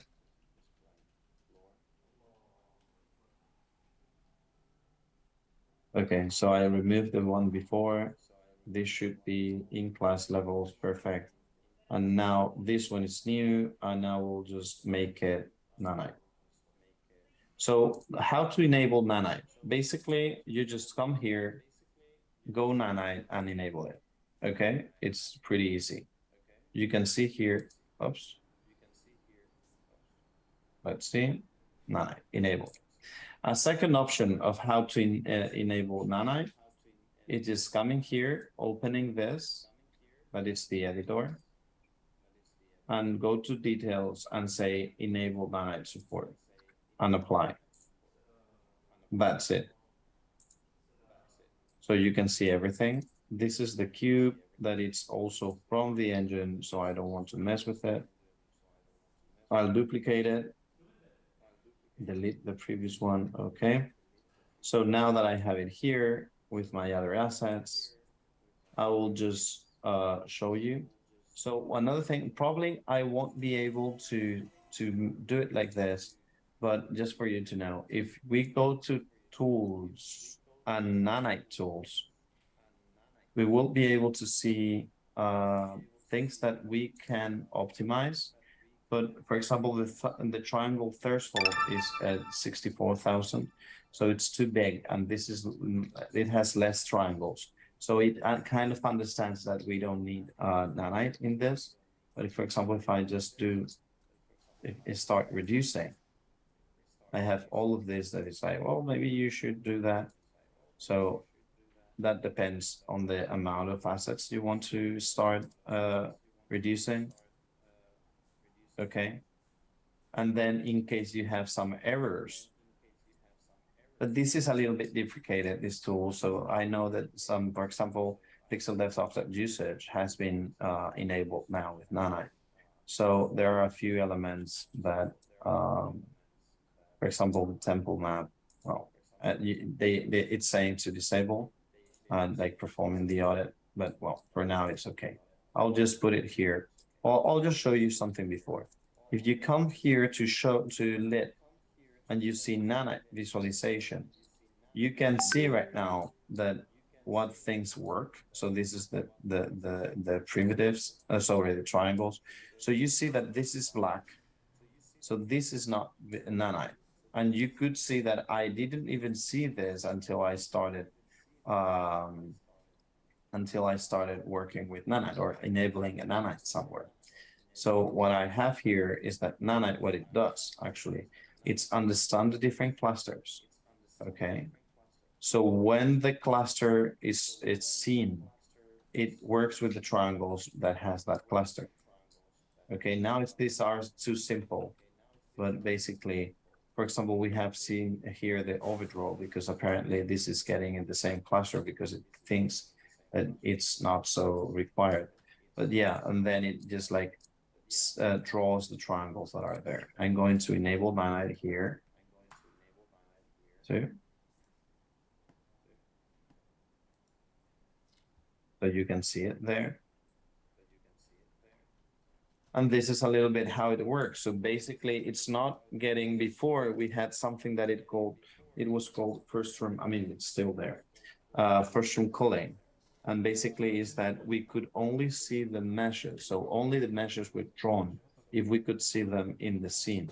So that was like, for example, if I had something a little bit like that here, the whole cube will be rendered. But right now, it doesn't depend on that. It breaks the static mesh so that we can only see a part of so it only gets rendered a part of that static mesh. So if I had a huge scene, Unreal is only going to render basically what you're seeing, and that's why we can go with so huge assets, okay? Because we are only going to be rendering those who are seen, okay? That's the big thing about nanite. So virtual shadow maps, then it's the second stack. So you need to understand that it's not, wow, Lumen is amazing. Yes, it is, but Lumen is amazing as well. Nanite is amazing, as well as virtual shadow maps are amazing. Texture streaming, like all these stack of technologies actually work together and are the stars, the rock stars of this magic. Okay, I mean the rock stars probably are the developers that developed it, but you know what I mean. This is the magic they've developed, but and it's something that works together. Okay, so just remember this. So one of the things, for example, that it's better is this is an example with tessellation. And for example, tessellation and shadow maps, and this is Nanite and virtual shadow maps. So what are virtual shadow maps and what's the difference? So there's one thing that it's called texture streaming. And you know, you can bring 8K texture, but the point is that before we had a streaming pool, this is a little bit technical, but before we had the streaming pool, where actually many of you probably have like r dot texture dot, I mean, just let me check pool size. So it's r dot streaming pool size. So basically, this is how many textures I can allocate on my graphic card memory. So if you're not using, I mean, if working with the texture streaming, we can actually control that part, and we can get, so texture have bitmaps. Bitmaps are like you have 8K, you can just like go to the next bitmap, and you can go 4K, then 2K, then 1K, and then half K, you know, and this is a little bit like an LOD for textures. So texture streaming pool, basically what it controls is what kind, and bitmaps basically control how, like what is going to be the required texture depending on how near I am. So when we talk about shadow maps, shadows were actually like dynamic shadows were calculated, and then as a little bit like dynamic as light maps were drawn directly on top of the assets. So what we're doing with virtual shadow maps is that we're bringing this texture streaming concept. So basically, we will be able to show the good resolution of the shadow map that is next to us, and then we will be able to downgrade the resolution of the shadow that is far from us. So that way, combining all these kind of bitmaps and shadow and texture streaming, we can load higher quality of shadows. We can render them better because of the aliasing, because of the anti-aliasing, because lower resolution textures can be seen better from far than higher resolution textures because of the aliasing. And so basically everything works together in a way that we will have higher resolution and higher capacity for light maps, for shadows, sorry. And basically we will see better the ones that are near us and better the ones that are far from us, although they have a lower resolution. So I know this is a little of talking, but basically this is a little bit what we just seen. But basically you can see here a little bit that unlike shadow maps, which are like texture projecting, significantly increased shadow resolution because of a detailed Nanite geometry. So basically all of this is like better resolution. It's not texture projecting. It's just like generating that shadow, and we're going to be controlling the different. I have one. This is when I mentioned that, for example, we had aliasing having like high resolution shadow projections on the far, and we were having this kind of aliasing is because of this. Baked shadow maps can have this kind of thing. Like there is a mismatch between in sampler rates. So more screens in pixels than shadow pixels. So aliasing, now we downgrade that texture from the shadow, and then more shadow pixels than screen pixels basically is wasted work. So then all of this is basically working with it. So when we go to virtual shadow map overview, we will be able how this works. And now I should be able to visualize that here. virtual shadow map. I don't have it activated. Maybe you have. Just let me check 1 second.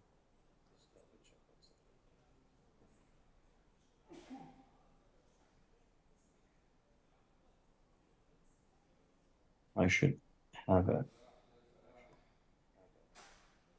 No. Just 1 moment. If not, I will explain it with the slides. That's not a problem. Rendering.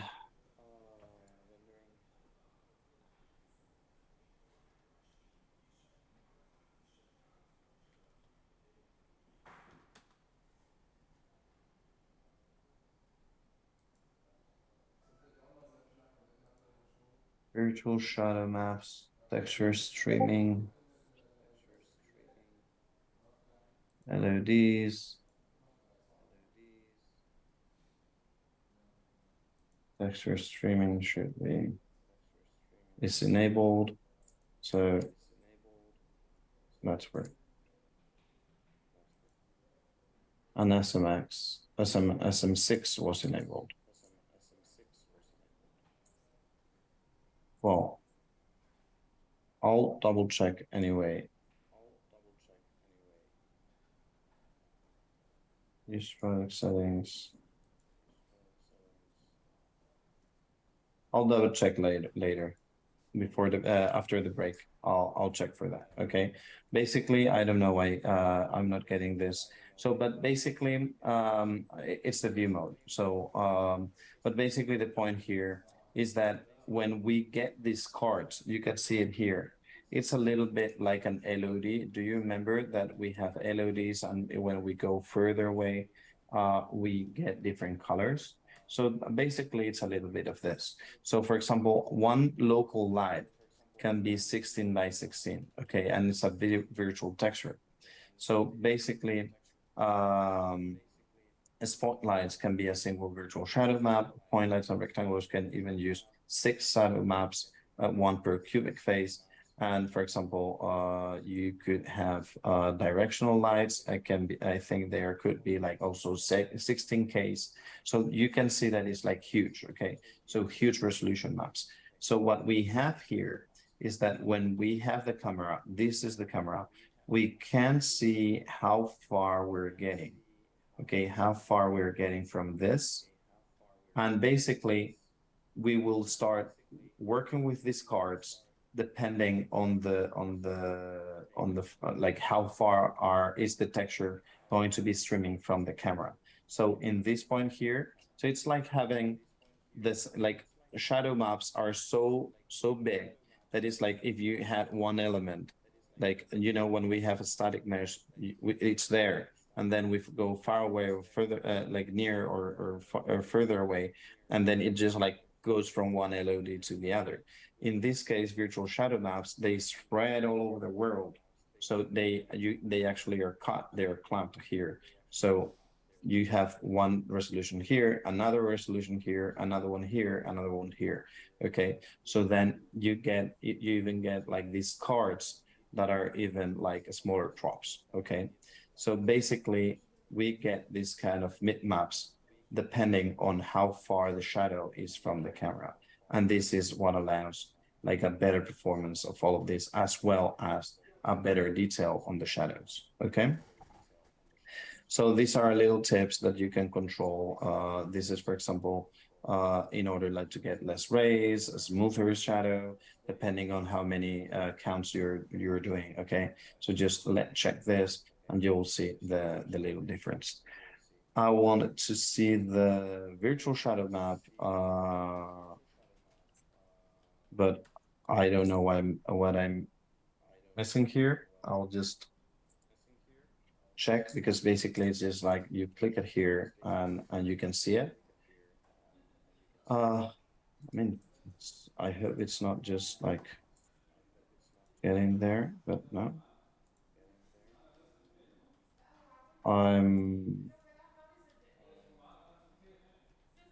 But no. So, well, I just hope I'll check on this. Okay, don't worry. I'll see why this visualizer is not working for me now. Okay, but we'll come back to that on this. So so would you prefer to do before we enter atmospherics and fog a little break, or do you prefer to just go with this till the end and we continue? Okay, break. Perfect. So let's be back at 12. Okay. We don't have much. It's like how to create volumetrics, a little fog, and fog and its variations in volumetrics mostly. Okay. And like that, I will be able also to check this this thing. Perfect. Well, see you in 15.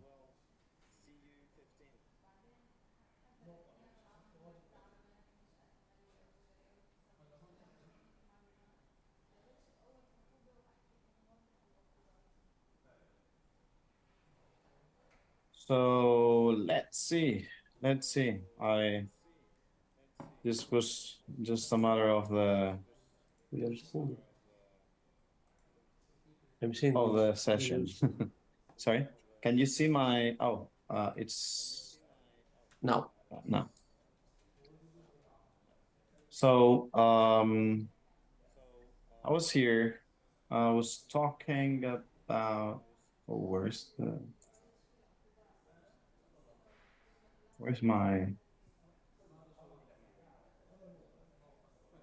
Here it is. So we were talking about virtual shadow maps and these things. Okay, so I just had to get back. I don't know what happened before, but actually you come here and you should be able to see this, okay? To see the shadow maps, the clip map level. This is a little bit what I was talking about. So this is this, okay? So as far as we get nearer, we get better results. And that like gets influence on the virtual page. Okay, this is very small, but we keep going. And the same resolution that we had only for a part right now is the full area. And this also means that, for example, right now I go to the karst page, and now you see that it's like kind of a scanner. So all of this, when I'm coming there, the new ones are being generated and then cached. Okay.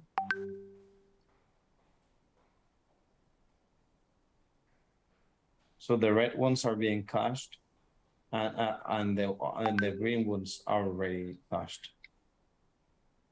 Okay.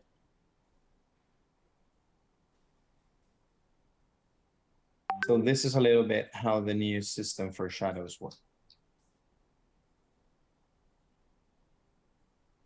Okay, so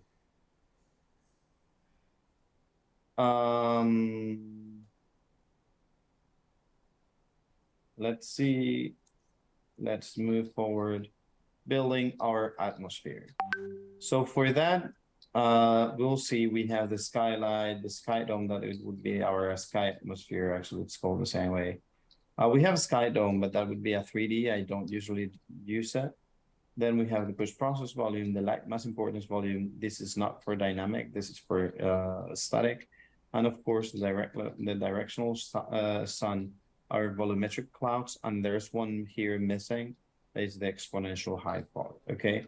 So let's see a little bit the environment light mixture. Okay. So let's go to number 9, and we could go to done. Okay. See?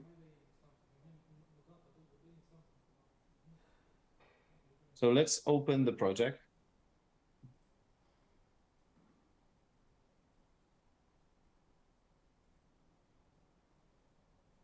we have this now. I'll give you a few minutes while we compile my shaders and yours.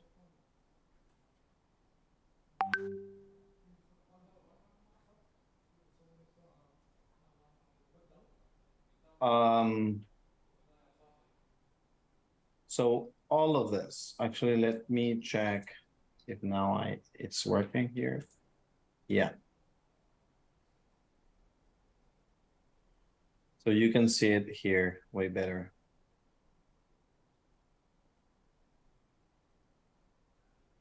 Okay.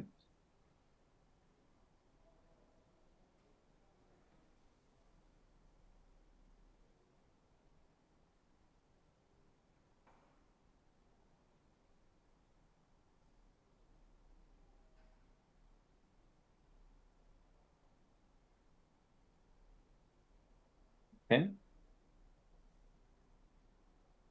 So this is a little bit what happens. Okay, so hopefully all of you have already opened the project. So let me see, I have here the atmosphere, and you can see that I have my directional light, the exponential, high fog, sky atmosphere, skylight, and volumetric cloud. So usually when I go here into Windows and I go to environment light mixer, if I don't have them, basically I will get at all of these names. So let me just remove these ones. I don't have any light here. So right now I will open the environment light mixer and I will get these ones here. So one sun, one atmosphere, one sun, one skylight, one atmosphere, volumetric clouds, and the fog. Okay, so this is the base of our light. This is useful if you have a full I'll say it, a full monitor, and then here you can see the minimum elements or the normal ones that are not the advanced. So you don't see any trigger with the any arrow in order to expand any advanced options. And then we have here plus advanced. So these are all, you can see the advanced all here, okay? So I really want to, I know most of these and I really know what I want. And many times it's, I mean, for me, it's more complicated right now to go here than to just like go there and look for it. Actually, I'm going to select all of these and I'm going to move it to atmosphere folder. So it here, and definitely it's going to be in my dynamic atmosphere lighting done level, okay? So right now, what I will be getting is that I have my Seneca here. And as we were mentioning, one of the things that I can do is Control L and start checking what kind of light do I want. Okay. Something like this could be nice. Or even a little bit more, or just, that would depend on the light that I want, okay? As I was saying, remember that we discussed about skylight and the fake lighting. So for the sun, there is one thing, and these are tips that I will be telling you. So the sun, for example, we can increase the indirect light intensity here. So it will generate more global illumination, okay? Sometimes it's just enough. You can see the big difference. And sometimes we can just come into the skylight and go to intensity and raise it a little bit. Maybe that is too much. One was by default. Let's see. Sometimes it goes up and down and it's a little bit, it just stays a little bit, you know, like for example, this is what we had before, but definitely it's not what we had before. One of the things that we can definitely do is go to the skylight and set the real-time capture, as I was mentioning.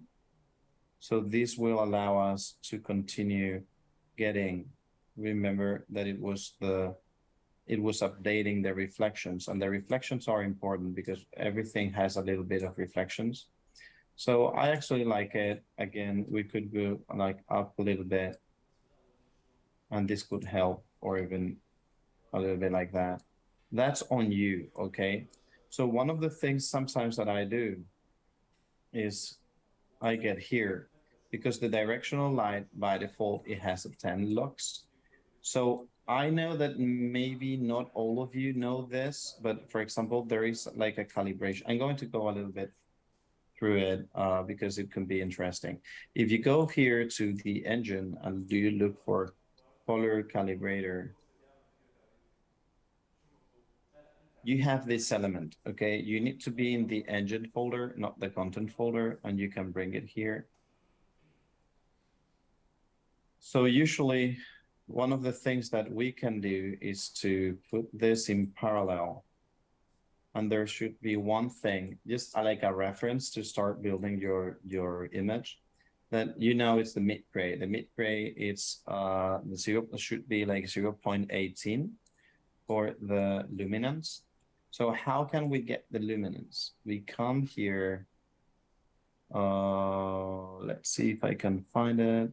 Tools, debug, pixel inspector. So I can bring it here.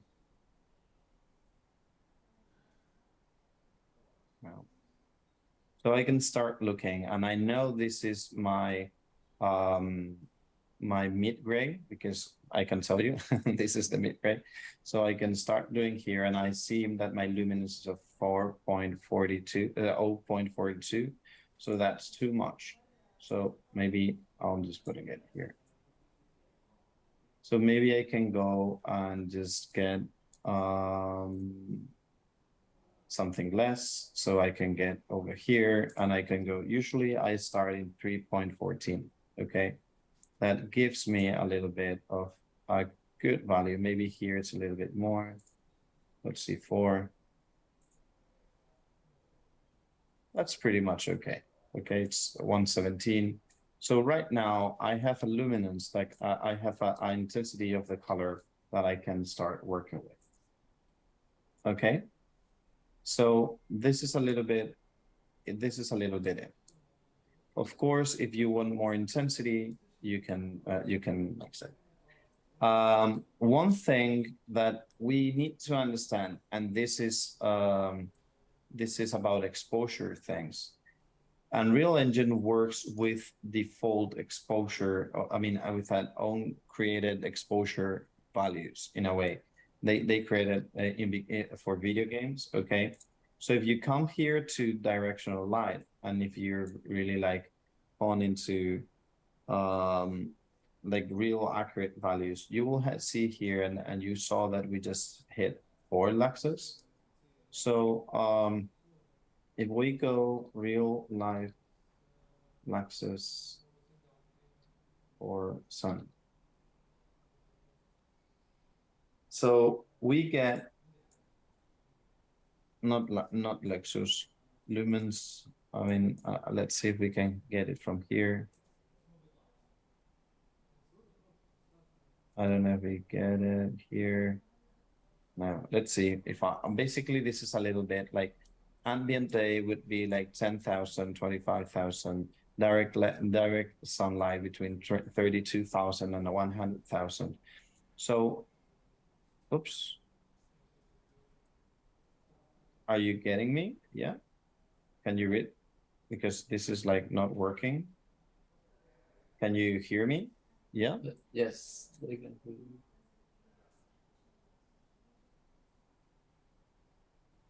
Oh, okay, great. So I don't know why apparently this might be the website. But what I want to tell you here is that you can get, for example, the brightest sunlight. It would be 120,000. Okay. So for example, bright light suns 100,000 or 110,000, shade illuminated by entire clear blue sky midday. So you have this kind of element. So sunset, sunrise, extreme of thickness, storm cloud. So this is a little bit the luminance. So why am I telling this? Okay. Why am I telling all of this? Because sometimes just you don't need to, please just stay here. I will be back. I'm just like coming here.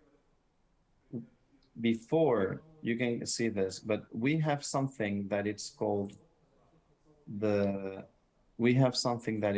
sun and sky. The sun and sky here.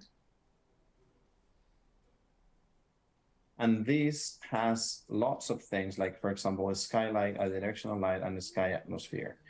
And this exposure, it's kind of crazy. Like this intensity of light, it's kind of crazy. Actually, I could bring right now the volumetric and the height fog, okay? And you can see everything is white, okay?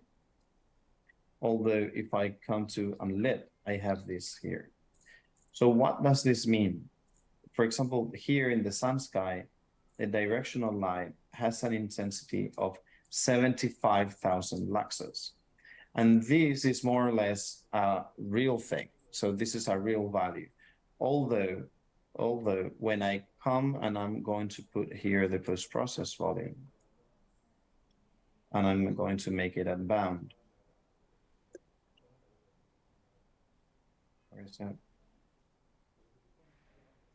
This means that when I go to my exposure, I need to just compensate it down like about 12, okay?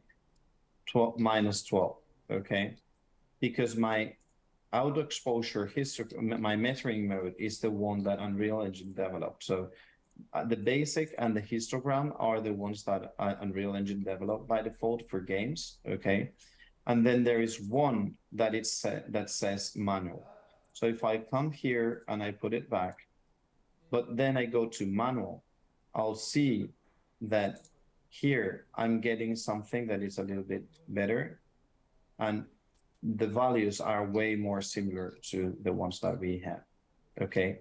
So basically, this will be like things that are a little bit more similar to what real accurate values will be, okay? And now I cannot move. The sun sky has some cool things like latitude, altitude, then month, day, and things like that, that they're not so artistic. It's more like for accurate things. But be aware that this is really good in order to bring like cameras. You can bring a camera here, Cine Camera Actor, and you can do kind of the same thing. So I can pilot it, sorry, and I can come, I'm in the field mag, I can have the post process, like the exposure that I should have it somewhere, lens exposure. So again, I can put it manual and then control this amount of exposure. But the point here is that if we're using this, Niagara particles, for example, won't work. And the emissive will need to be like really and really huge. So we're like going to another range of light values that are more accurate, but are like really crazy, related to many other things that Unreal Engine could have. So my recommendation always, unless you control extremely well Unreal Engine and everything that you put inside your level, is don't do this and keep working with the with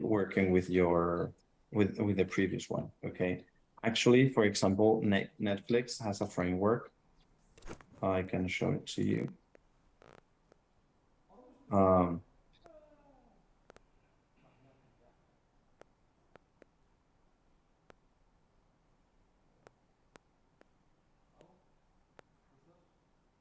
Actually, Netflix has a validation workflow. And one of the things is like, basically you need to check, I don't know which version I opened, but basically you need to check. And one of the things that runs here, because I've been working with it, is like, go to the previous version, like go, like don't put it into manual, because the control you're going to have is way less, okay? So after mentioning this, what I'm going to do is I'm going to go back. I'm going to go back to my level.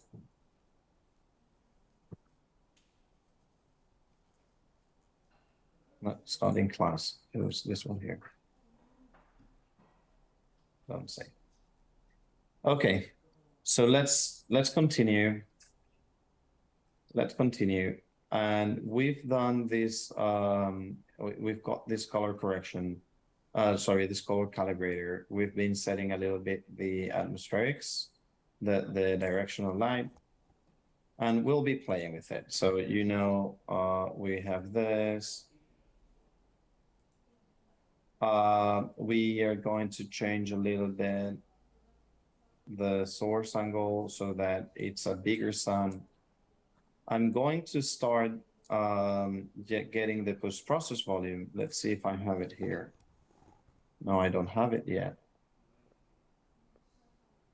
I'm going to make it unbound as always. And I'm going to start working a little bit with the bloom. So it's up over exposure.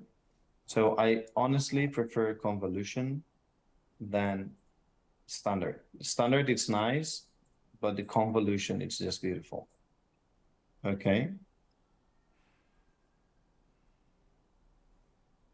So this is going to be nice.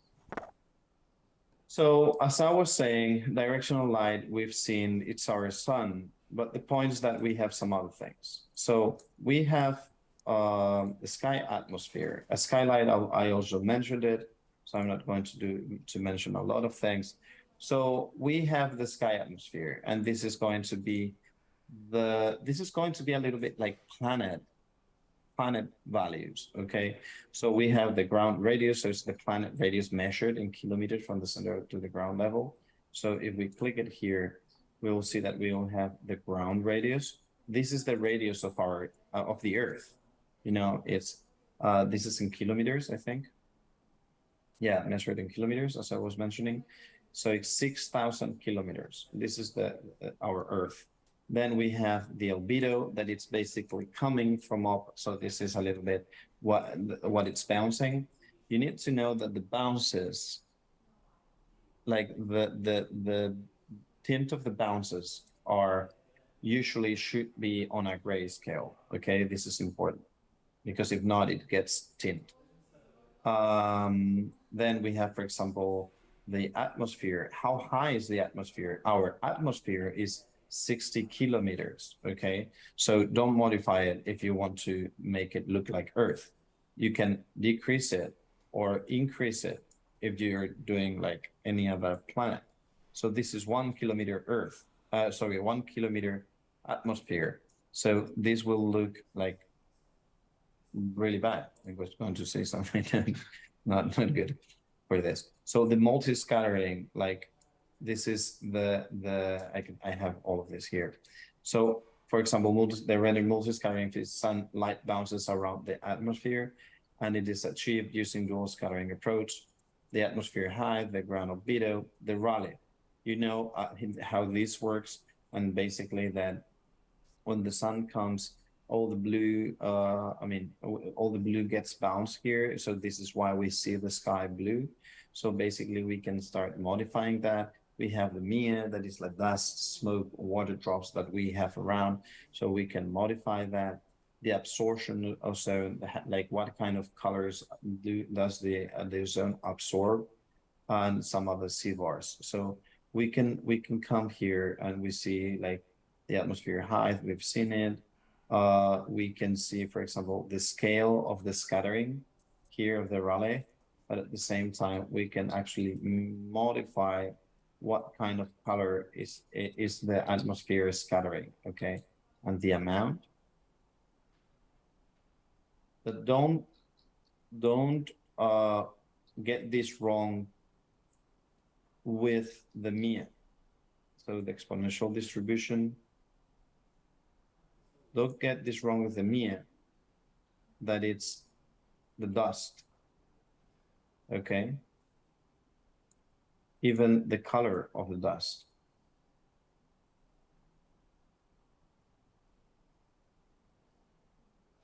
Okay, so we could make this even better. So you can see how we get things like contaminated at the same time the Rayleigh scale. So you can have like very much an artistic approach in here. Okay. The anisotropy. So how much are we focusing that result related to the sun, or we're diffusing that? Okay. What else? I was saying the absorption. What color does the atmosphere absorb? I will just like get rid of all of this so you can see it better.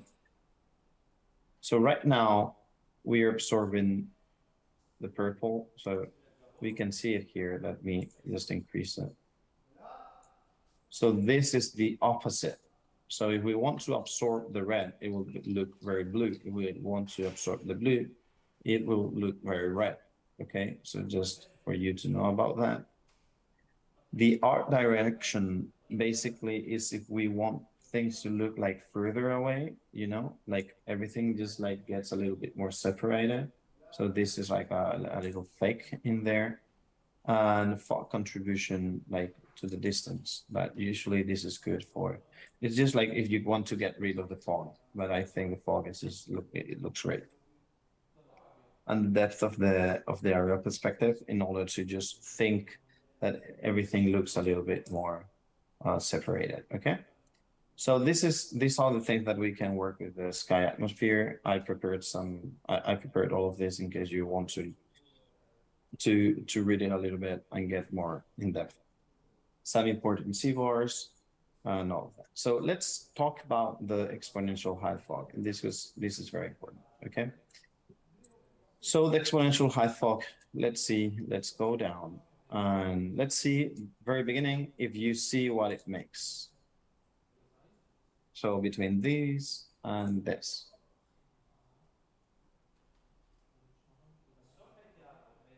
Any volunteer?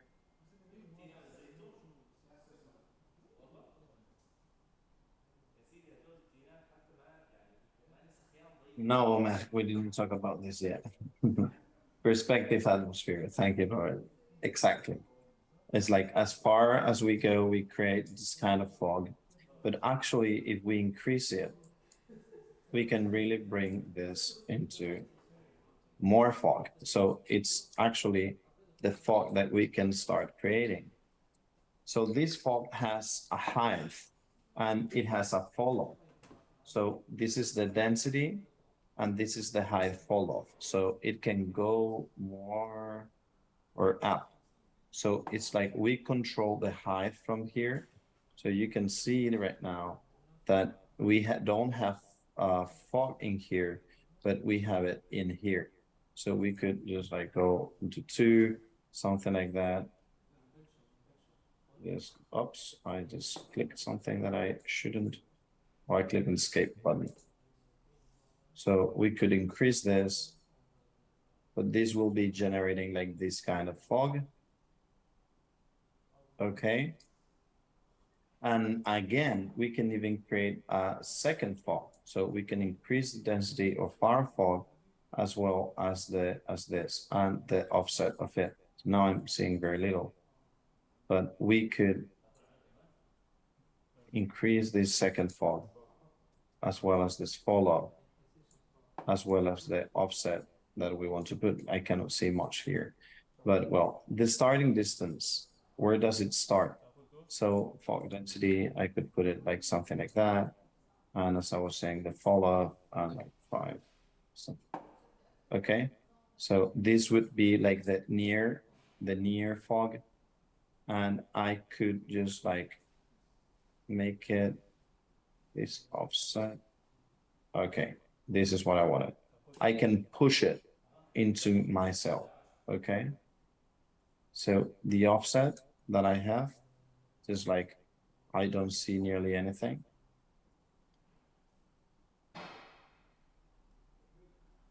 Okay. So, I mean, I'm just exaggerating things, but you can realize a little bit what I'm trying to do there. Okay. Of course, this fog doesn't have particles. So if you wanted these kind of particles to look around, you should bring some Niagara things, but definitely can generate this kind of fog look and feel. Again, probably we should go with a lot of clouds, or we should even go to the atmosphere and increase the Mia or the scattering. Okay, so there are a few things that we can continue doing if we want to create a little bit of this kind of look and feel. Okay, put it by default because it's getting a little bit too much. So this is about the fog and how we can get it. And then we're going to go into the forest because I love it. Let's see if I find some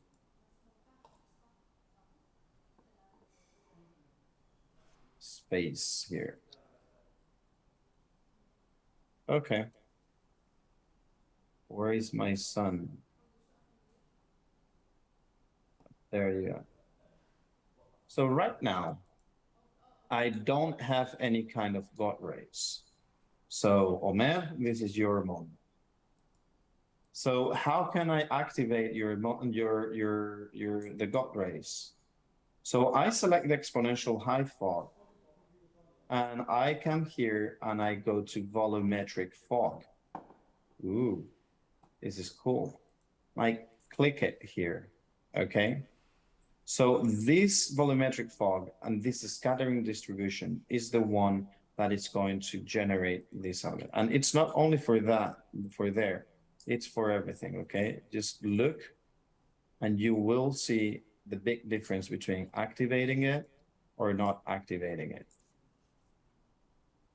And I can control the scattering distribution, but I'll make it a little bit more. So we can control the extinction scale and so on.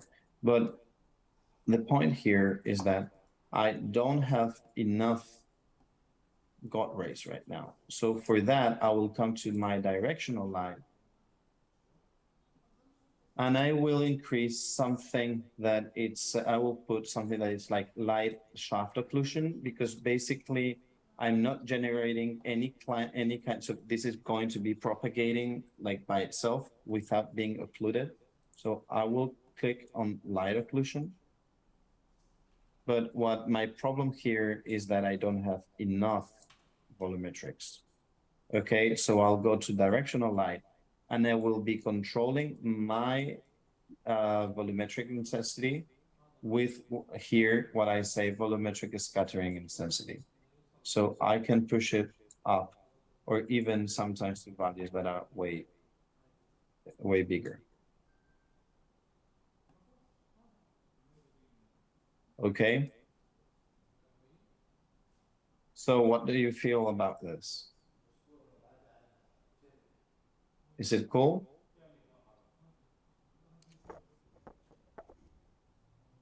Yes. So cool. Hell yeah. Amazing. But it has some cons, okay? So be careful. Because for this is looking just like definitely amazing. Maybe 25 would be okay. I mean, we don't need to be very like very too much. But I mean it's amazing. I love it. But you know what happens if I come here? I mean, this is like, wow, you know, like this is definitely too much. So we need to control a little bit what we want and how we want to push it, because this will depend a lot on where I am. Okay. So be careful with this. And the bad thing here is that this cannot be controlled by a sequencer.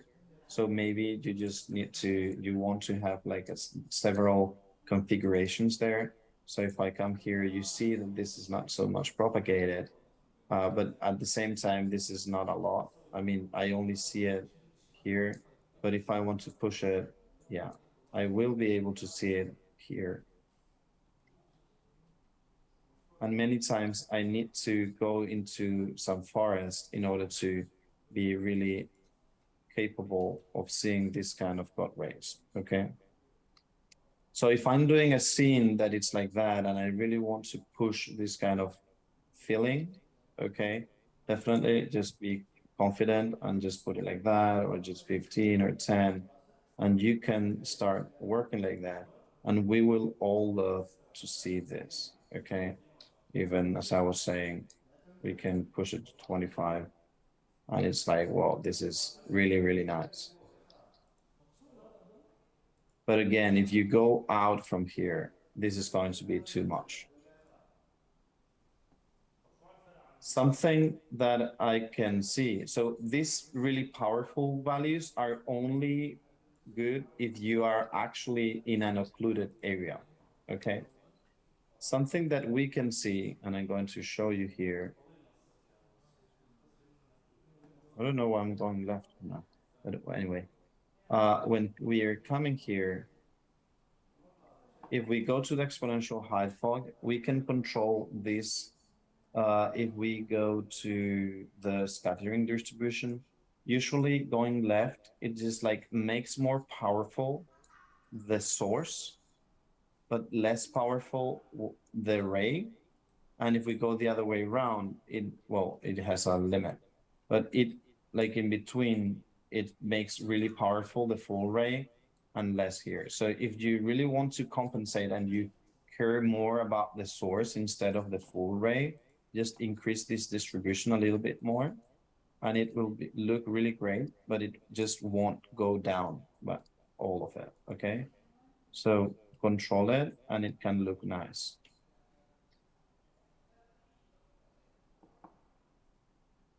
This is used like bias many times. It's just, you see, it doesn't go back. It's just like we have this source and that's it. Well, imagine that you want to push it even more. We have here something that it's called, oh, of course, we have the extinction scale. So it's just like if we just want to push it so much. But you can see what I was saying here. Like, this is where it just like controls the intensity. So this scattering distribution, just like usually centered is the best, and then you go there. But again, if you go there, I mean, you see nothing, okay? Although you can put it here. Extinction scale is like a multiplier, and you see nothing at all. Okay, so what else? Oh, distance. This is important. Sometimes, I don't know if we have it, but sometimes if you just come here, maybe like 10, and you're doing these kind of things, and you go too far, sometimes it's just a matter of going to the distance and just like increasing that value. So be careful with that. Where is it? I lost it.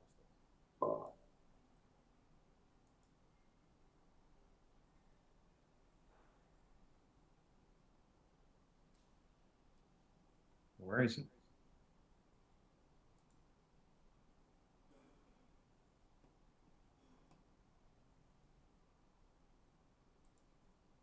Solution. Okay, light shaft. Okay, good. Live shaft solution. Okay, so sometimes it's just a matter. Oh, okay.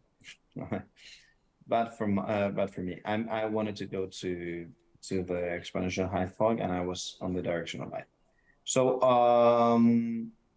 you have the here in the volumetric. This is the skylight. I want to go to the exponential height fog. Sorry. If I go to the volumetric fog, you have the view distance, and this is like how far am I getting these things, okay? And you can even like write more. So don't worry about that. You can push it even more. And of course, the start distance. So you can control that.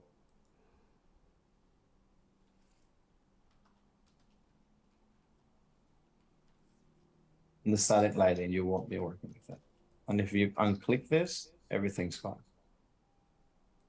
Okay, so you can see this or see that. You can see that it's definitely, for example, there, it's not getting too much into here. So that's why I added there and we can see it. So this is like expanding like 7 times more. It's true that sometimes if we just do it like that, the near part gets a little bit worse. Okay, because it needs to just like spread. But yeah. So another thing that I was saying is that when I come here, this is pretty much okay. Let's see if I can go to some other place. This one's nice.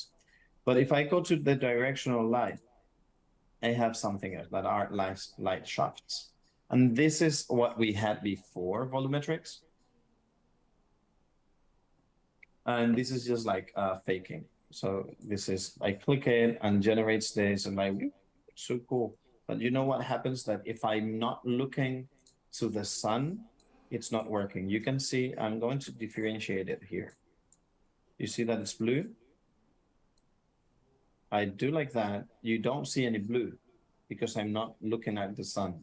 But if I start looking at the sun, oh, here you see a little of the blue. And now I see this thing. So I mean, the bloom threshold, I could just like control it here. The scale, I can control it here. And I want to,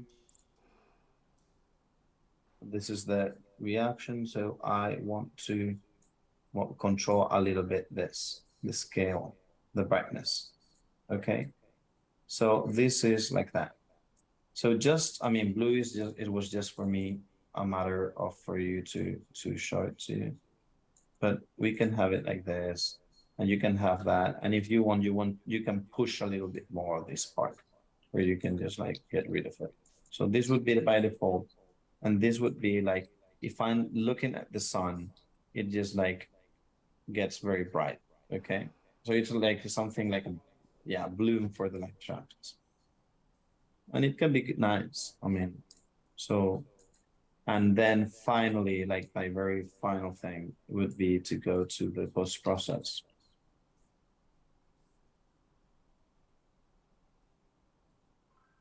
And I would activate the lens flares. Okay. So I have exposure, not exposure, bloom, convolution. I could increase it a little bit here. I can go to the lens flares. I can control my bokeh size. I can even modify the bokeh shape. I don't have more bouquets here, but you know, whatever. And I can tilt the different ones. So you can see these should be, this is the, can you see? The first one, the second one, the third one, the fourth one, the fifth one, that is this one, that one is that one, this one's this one, and this one's this one. So you have the 8 levels and you can modify this. So I could go here and you see.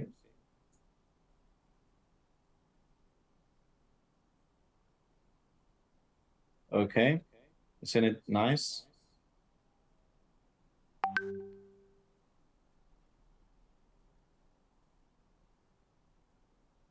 And just in order to make this a little bit less dark, I could definitely come into here and maybe control a little bit more and push a little bit more my skylight, or this, that it would be more indirect lighting. Let's see.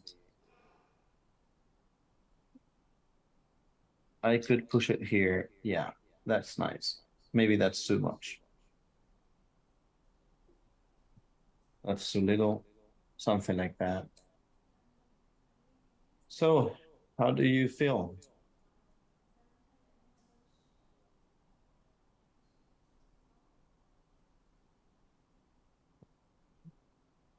Tired? Nice walking forest. Well, I think this is pretty. I think this is pretty cool. I really enjoy it. Actually, we could bring Seneca here, and we could see how cool it is. Metahuman Seneca.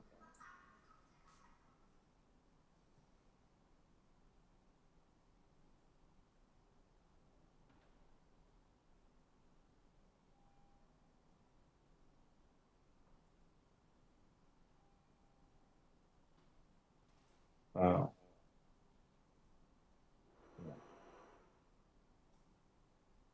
I mean, of course, he could create this kind of shadows soon.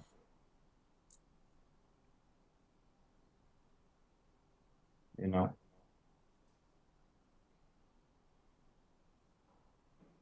we could make him enlightened.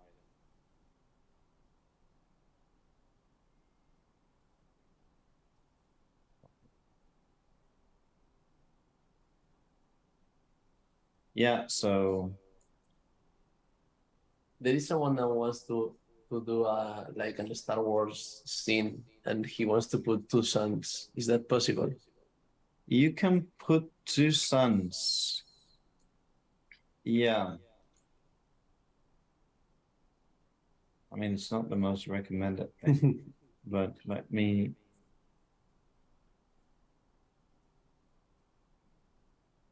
see. So you can put two suns, although really it's kind of a mess. Because I'll just take this volumetric away.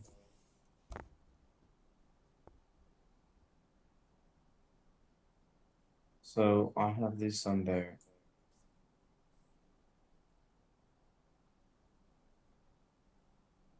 So as you see, it works, but multiple directional light are competing to be the same one using for forward shade and translucent border. So many technologies use only one, okay?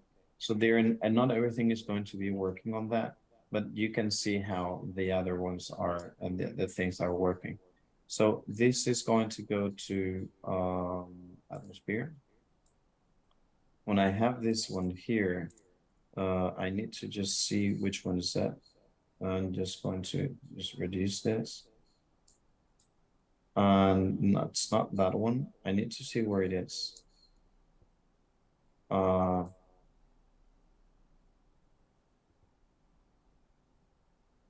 one. I want to make this huge. Where is that? Maybe you can just see one. I'm just going to delete that one.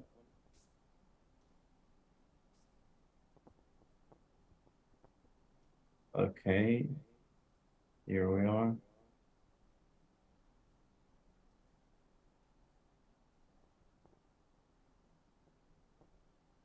This is one. And this is the other one. Yeah, what I say, like for example, the atmospheric is looking, it's not that this is affecting, as you can see this second one. Yeah. But it's only getting one for the atmosphere. This is what it's saying, like volumetric fog, forward shading priority. So you can definitely try and say, okay, I want a bluish, and I'm going to modify this a little bit. So it's going to have like something like this, for example. But it's like we're so used to have one sun, sorry, that it's quite complicated. Okay, but you can use two. It's just that uh it's not going to get like a priority, and our sun, like once the first sun will be the one that you decide that is going to be rendered. Okay, more questions? Or A lot of people want to see the clouds, how to work with. oh yeah, sorry, yeah. So that's the last part of the class actually, volumetric clouds. So we have the theories, stratus, the series, the sheriff, all of this. I mean, if you did drone, your drone, I mean, to be pilot for drones? You had to study that? Or planes, but it's probably more people know how to fly drones than planes. But here, what we had is that actually,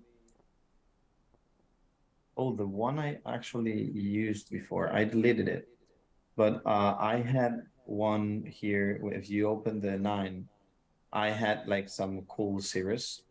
But these are, let me check, clouds. So I say thanks to Michael Kinses, he created this thing. So one of the things when we come to clouds, okay, there are a few things that happen. So one of them is the layer but bottom altitude. And now I'm going to go just like crazy high. So we have this bottom layer, you can see it there. And then we have the height. So the bottom layer, we can modify it and bring it down, and then we can control the height. So basically these are curves and textures, okay? So and then the tracing max distance until where should we see clouds, okay? So we see that we're pretty high. So how can we control this? How can we control this? Basically, this is a material. There's very little things, cloud tracing, very little things that we can actually control from here. And what we can do is we can come here and control the base noise scale. You see here, like the scale of the noise, the exponential of the noise, the powder, like this controls like the end of it, the powder, this part here, the beer powder, the erosion, how much is eroded. Okay, you can come up with 0 there. It's like more stylized. The erosion scale, you can see it, and many other things. Okay, the extension, but it's not like really artistic. It's like complicated to control, and definitely they are not related to different kind of volumetric clouds like this. So this is why I say thanks to Michael Kinses, because he actually did some nice study creating different kind of, I mean, you can see textures and all of this. He actually created volume textures, a really nice combination. I just like separated a few of them. If we go to the material 2, this is everything. I have to take no credit about this.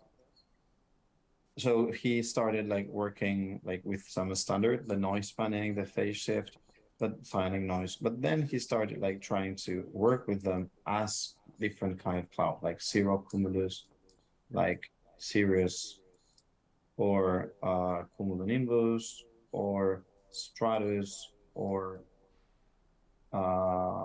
like Lennon, or well, this is the final ones. And basically the volumetrics for the clouds come in these final parameters, okay? So one of the things is that when we work with these ones, we have some curves. This is the altitude curve, and these curves represent the height. So this would be cirrus, this will be cumulus, this will be cumulonimbus.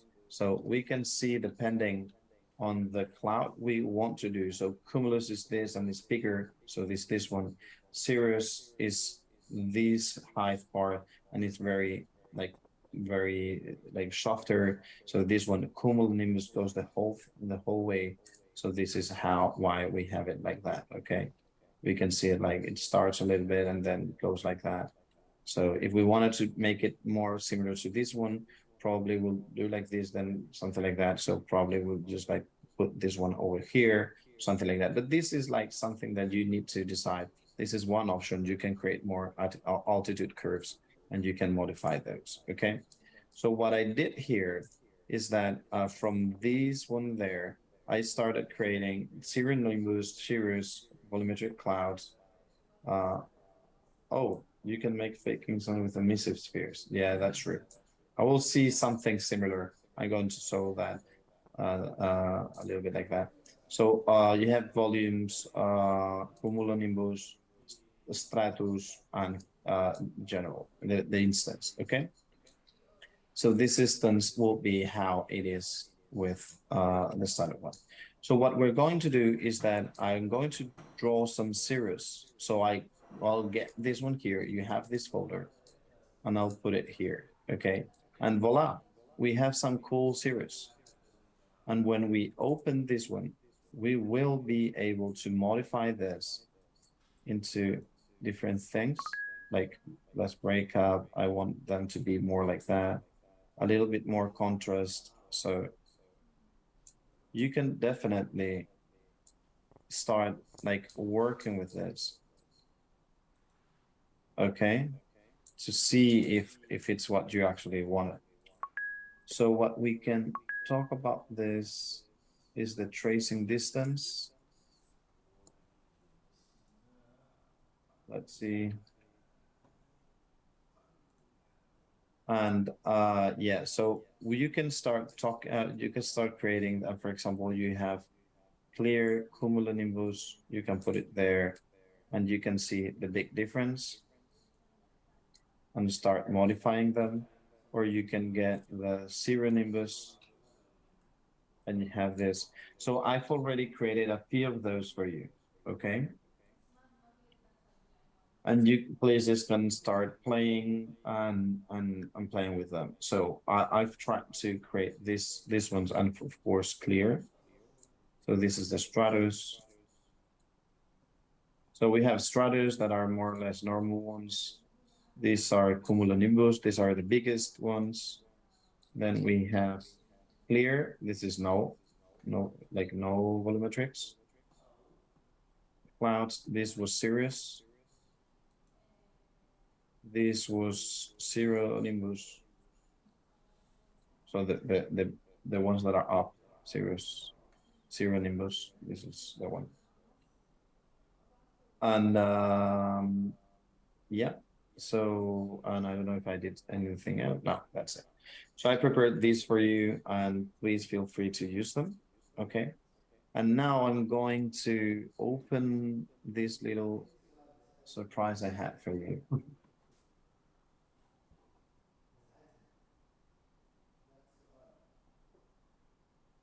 Yeah. So hopefully you're enjoying this. I mean, we went a little bit from zero to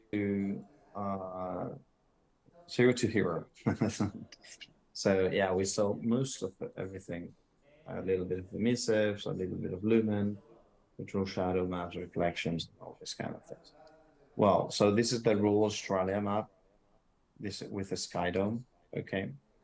And I had prepared, this is for the fellowship I prepared this for the 426 actually.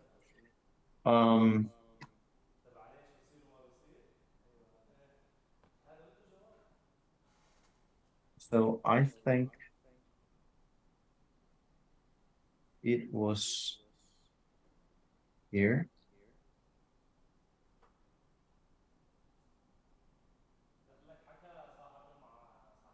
Should be here. Can we have one cumulonimbus over one mountain? Yes. That's not a problem. And here is where I have a planet. So I have my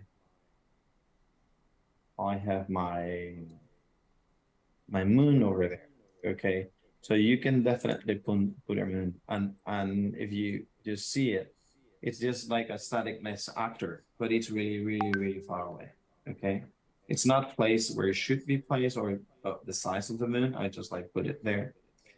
So this is like a cool thing. It's not for eclipses, but there is like a cool thing that we have here that we can go and go around, or even it actually reacts to the sun.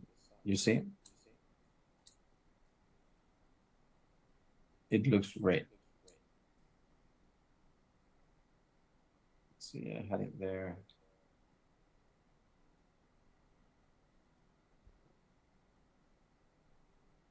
Let's see. What I didn't prepare is the eclipse, as you can see. It's not like the best eclipse ever. So I could maybe just like make this bigger. Maybe. Like,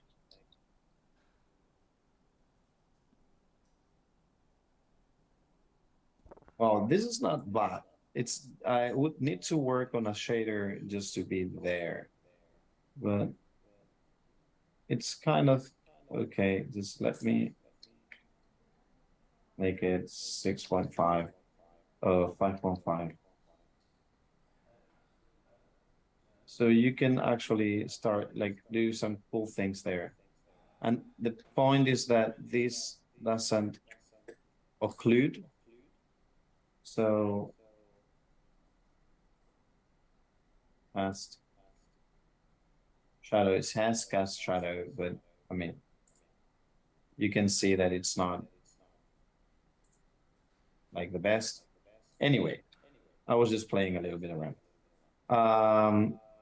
Sorry, friend. If I come here, I'm going to put this as it was 3.5 or something like this. What I can do, I can come here. You can see the stars and all of that. I can come here. Oh, and this, as David was saying, this could be a static mesh with an emissive. So let me just check 1 second. Again, I'm playing a little bit. So it could be power. Sorry.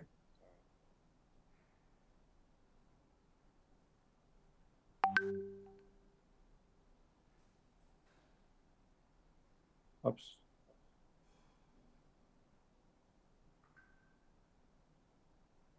And I could get this and just put it here. Let's see if this works.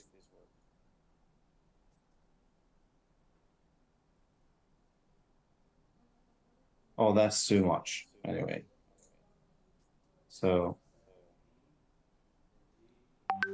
I'm just going to bring it here, play it. And I'm going to control a little bit the emissive so that it just like looks something more or less okay. So this is basically because as I was putting myself in here, I should be able to see it a little bit maybe, but well, it again, it's not the most relevant part. I'm just playing a little bit, okay? What I wanted to show you is that if I come here and I click F, I just came.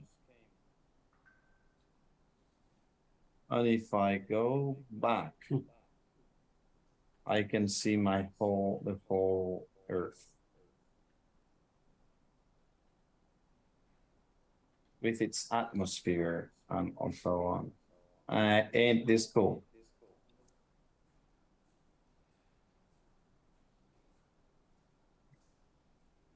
Oh, this is too much. Probably I should be working with now.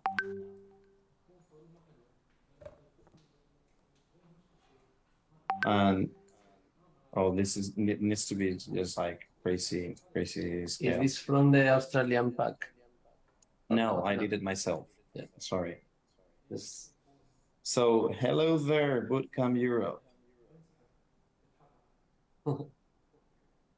Say hello.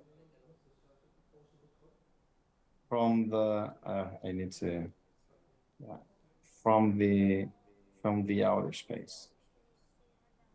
Yeah, so this is quite cool. And basically this is generated from the post-process volume. This is something that it's called post-process material. Let me find it. Oh, I'm in world settings.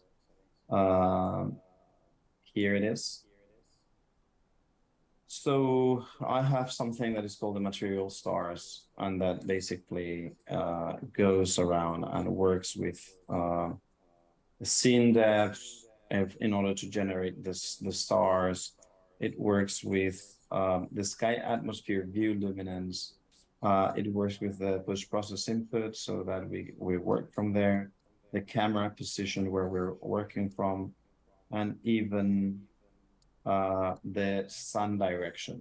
Okay, so I'm working with actors from the scene in order to paint a background that I want to show. Okay. Yeah, this is a little bit of magic. What about the Earth? Oh, the Earth is Those just like lines. pretty simple. It's not the best Earth ever. It's just like hi there. It's a balloon. It's a ball. Okay. And the lights during the night. The lights are something else that basically is another texture that it's night. So I switch the texture depending That's super on cool. the direction of the sun. I fade that direction. So it's a fade transition between textures. Yeah. So this is what you can do with Unreal Engine. So that would be bootcamp number 2.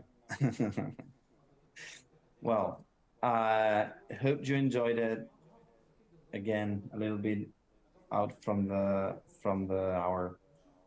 So yeah, this is not to stress you. This is just to empower you and just to give you, let you know that creativity is power. I mean, it's so powerful and it's limitless. Welcome to space. Exactly. Well, thank you, everybody. Have something for lunch. Thank you. Enjoy the rest of the day and see you tomorrow. Oh, tomorrow we have